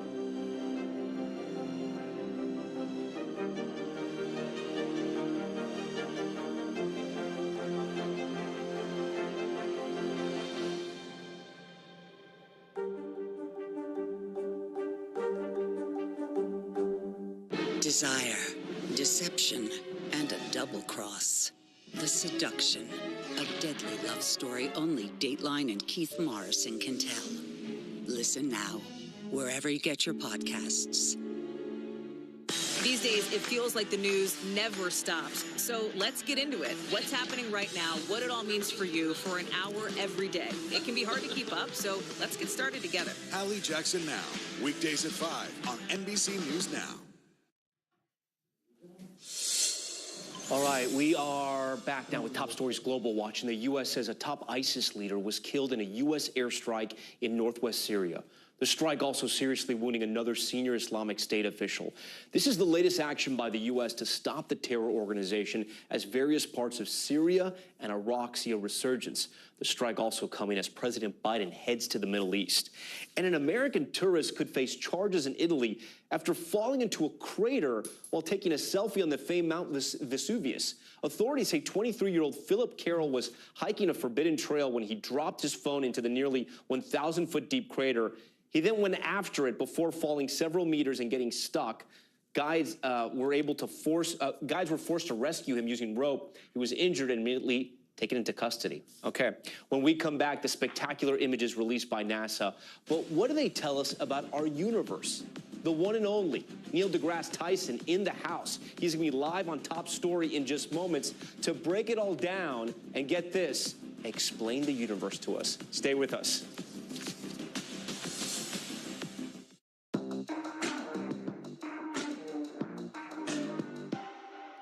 News is happening now. To look at what's making headlines around the world. We're coming on the air with breaking news. This is a significant moment. Whenever it happens, wherever you are. NBC News, streaming free now. Top Story with Tom Llamas is your news playlist on NBC News Now. And now, you can listen to it as a podcast. Available anytime and anywhere. Welcome back to you today. We got a lot to celebrate on this Wednesday morning. It's good to have you along with us. You don't know when your moment's coming, but when it does, you take it. Everybody good, and that's it. NBC News, streaming free now. Top Story with Tom Llamas, weeknights at 7 on NBC News Now. Born to Rule, When Charles is King. A new podcast. Listen now. Finally tonight, a new era in astronomy. NASA releasing a full batch of images and data from the massive James Webb Space Telescope, providing a first look at the cosmic mysteries yet to be untangled by the largest and most powerful space observatory. And who better to help us untangle this tonight than America's top astrophysicist, maybe the world's top astrophysicist, Neil deGrasse Tyson, joining us right here in person. Neil, thanks so much for being on Top Story. Let's do this. I know this is your world, and I want you to walk us through this. It's our world. It's our world. Okay, so let's start with this one right here. Talk to me about what we're looking at. Your image is changing every 5 seconds here. So I'm going to ask our great director, Brett, just to kind of freeze on one, and I think we'll start with one of them here. Okay, what are we looking at here? This is the remnants of a star that has died. The sun will have a fate such as this, where at the end, its outer layers of gas will escape into space and slowly drift away. It makes for spectacular, beautiful imagery of when this happens. And when these are called planetary nebulae. What did you nebulae. think? Oh, I'm thinking, oh my gosh, we are seeing things better in more detail than ever before. Not only nearby, but far away. So the red is gas in the middle? Yeah, all this is gas. Okay. This is a star that has released this gas into space. But it's called a planetary nebula. It has nothing to do with planets. It's a historical error, actually. But these objects are all over the galaxy, and this is an example of what the telescope can do. All of the structures that you can see all throughout. Let's see another one of these beautiful images that we've seen from this telescope, and you can walk us through it. This was the original. This is the original. So this was your favorite because it got a little bit of criticism. Some people were like, "This is it. This was the first one." It wasn't me, but some people. Bring it on. So tell me what we're looking at here. Okay, so first, we are looking past several stars sitting on our nose in our own Milky Way galaxy. These are the spiked objects that are here. Ignore them. Okay. They're just in the way. Okay. All right. What we're actually looking towards is a galaxy cluster halfway to the edge of the universe. Okay. And it has a very strong gravitational field surrounding it. Meanwhile, galaxies behind it, these that are curved into arc shapes, They're light passing through the universe, minding its own business. It sees this distortion in the fabric of space and time, and it curves in response to it. Einstein predicted this. There could be planets. There could be another sun, these are entire galaxies of commensurate rank and privilege, such as what the Milky Way is. And we can't even count them. And this is just, and you know how big this is on the sky? If you take a grain of sand and hold it at arm's length, the patch of sky covered by the grain of sand is what you see here. So this is just stupefyingly detailed. I want to keep feeding this. Give me another image here. We can't stop this. Come on. What else do we have here next up? Let's see what we're seeing here. This is a beautiful one. This is the Carina Nebula. Once again, the stars that are nearby. By the way, these spikes occur because of, it's called diffraction spike. Light, as it passes through the spider mounting of the secondary mirror, diffracts around it. So there's nothing cosmic about that. It's a hardware artifact within the telescope. And then this is an actual gas cloud, and because the telescope is tuned for infrared, infrared has good penetration depth into gas clouds. By the way, it's the same reason why your fog lights on your car are more red and amber than blue. The more red you are into the spectrum, the deeper into clouds you can penetrate. And when you do that, you have access to places where stars are being born, as well as planetary systems around them. Are these colors enhanced at all by NASA, or is this what the telescope is seeing? Okay, you want to go there? We'll go there. Let's do this. Yeah. Okay, so in your eye, you have red, green, and blue RGB sensors in your retina.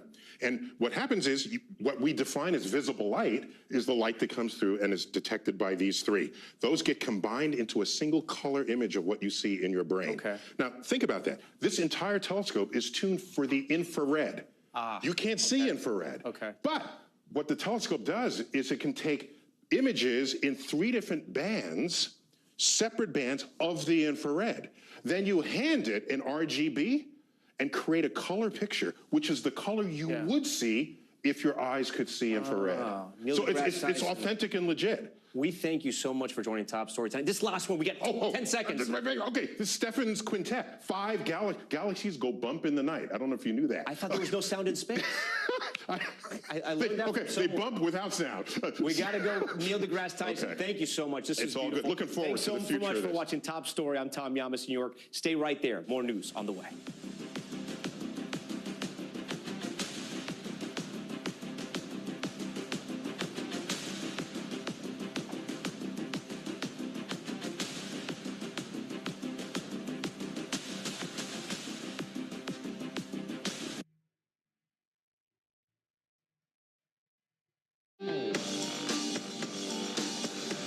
Good evening. I'm Jake Ward in for Joshua Johnson. It's good to be with you on this Tuesday, July 12th. And here is some of what we're talking about tonight. Among the many revelations from today's January 6th hearing is that top Trump officials say they refused his demand to seize voting machines. Have the federal government seize voting machines? That's a terrible idea for the country.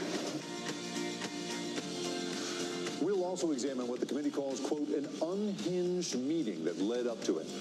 A California doctor wants to set up floating abortion clinics in federal waters, out of reach of state laws. She'll join us to talk about it. Tonight's feature report will examine the wide range of challenges facing transgender men when they get their periods. And the largest telescope ever built captures images more than 13 billion light years away, and they are absolutely breathtaking.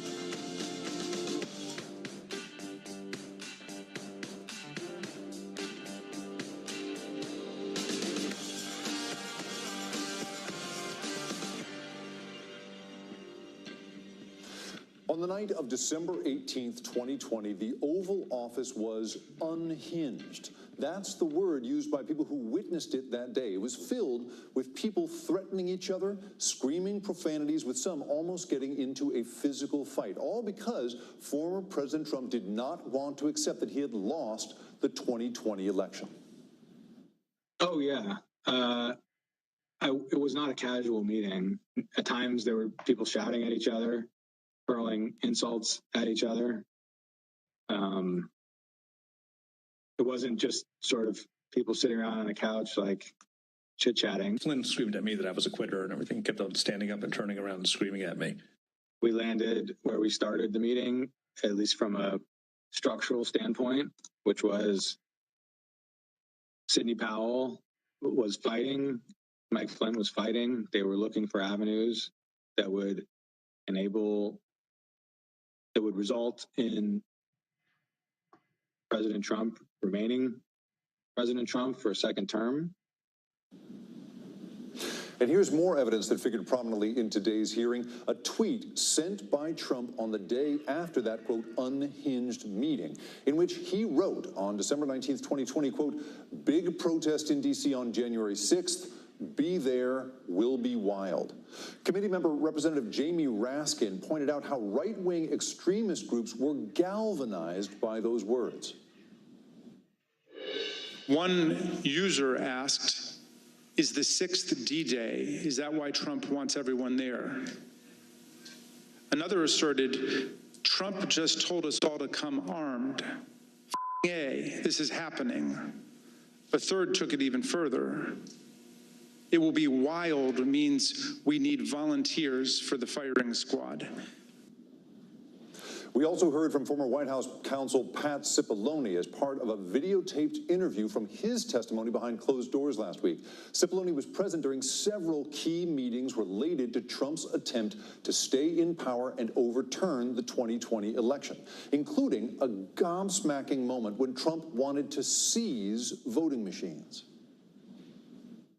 But if your question is that I believe we should concede the election at a point in time, yes, I did. To have the federal government seize voting machines, that's a terrible idea for the country. That's not how we do things in the United States. The committee also heard from two witnesses who testified about the influence Trump had over the crowd that day. One man, Stephen Ayers, who joined the riot and recently pled guilty to illegally entering the Capitol. The other, Jason Van Tatenhove, the former Oath Keepers spokesman, who talked about a, quote, armed revolution that day. But perhaps the biggest revelation came from committee member Representative Liz Cheney when, during the closing moments of the hearing, she linked Trump to witness tampering. After our last hearing, President Trump tried to call a witness in our investigation, a witness you have not yet seen in these hearings. That person declined to answer or respond to President Trump's call and instead alerted their lawyer to the call. Their lawyer alerted us, and this committee has supplied that information to the Department of Justice. NBC News reporter Julie Sorkin joins us now. Julie, thank you so much for being here with us. Let's start with that cliffhanger. That is the one that gets my attention. What do we think Liz Cheney means by this? This is really a big cliffhanger she's throwing out there. What do you think she means by it?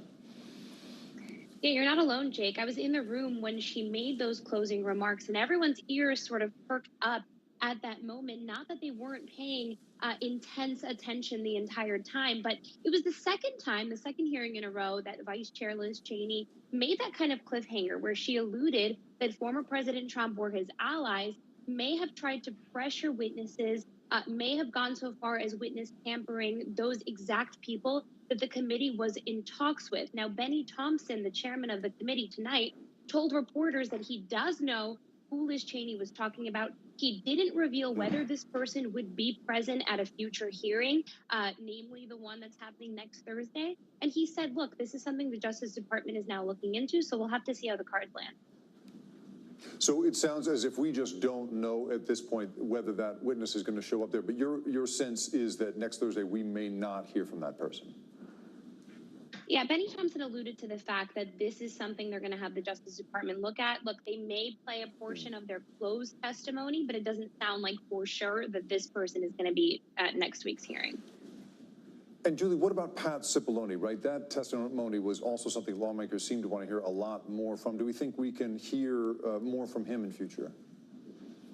Look, Jamie Raskin and other members of the panel leading up to today's hearing kept teasing the bombshells that they heard from Pat Cipollone, how he corroborated other witnesses, including Cassidy Hutchinson. He was really that person that they've tried to talk to for months. Remember, they spoke to him briefly in April. They went so far as to subpoena him for his testimony, and he sat down with them for 8 hours on Friday. They only played portions of his testimony today. other members of the panel, committee aides, alluding to the fact that in the next hearing, which may not be the last, by the way, they might show more and more of his testimony because he was crucial not only in that December 18th meeting, but remember, next week's testimony could focus on those 187 minutes, that critical piece of time between when the rioters stormed the Capitol and when President Trump finally called them off.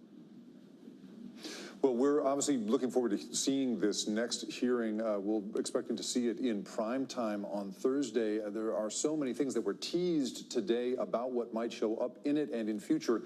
What are you hoping or expecting to see next Thursday in prime time?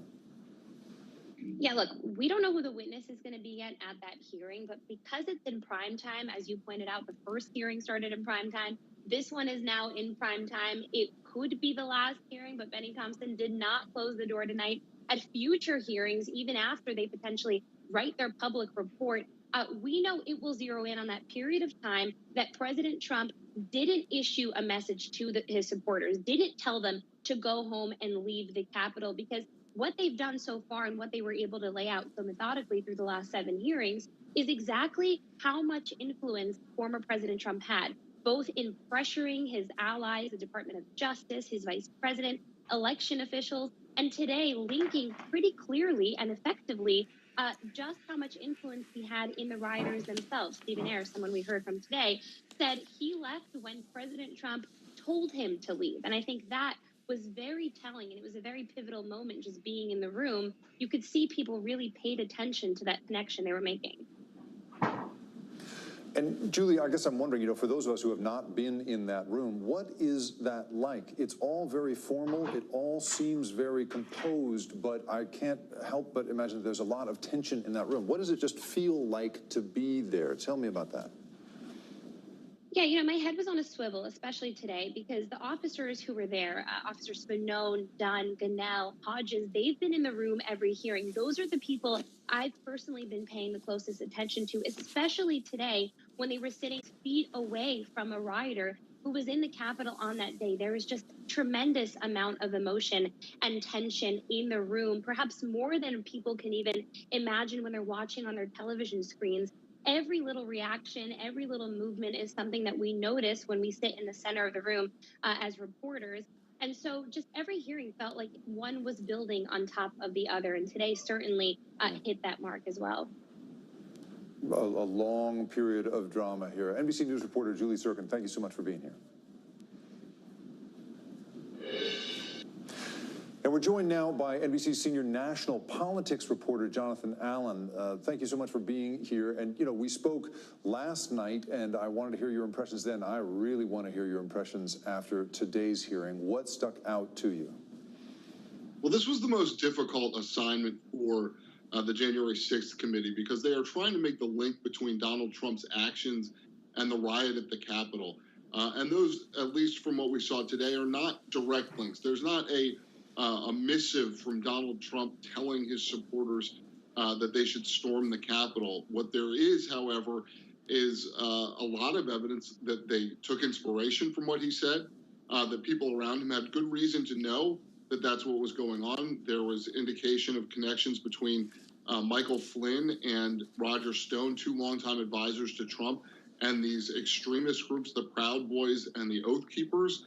And the president himself, former president himself, as was reported in this hearing newly, was somebody who was revising his remarks, revising his tweets, often tweaking them to escalate, particularly with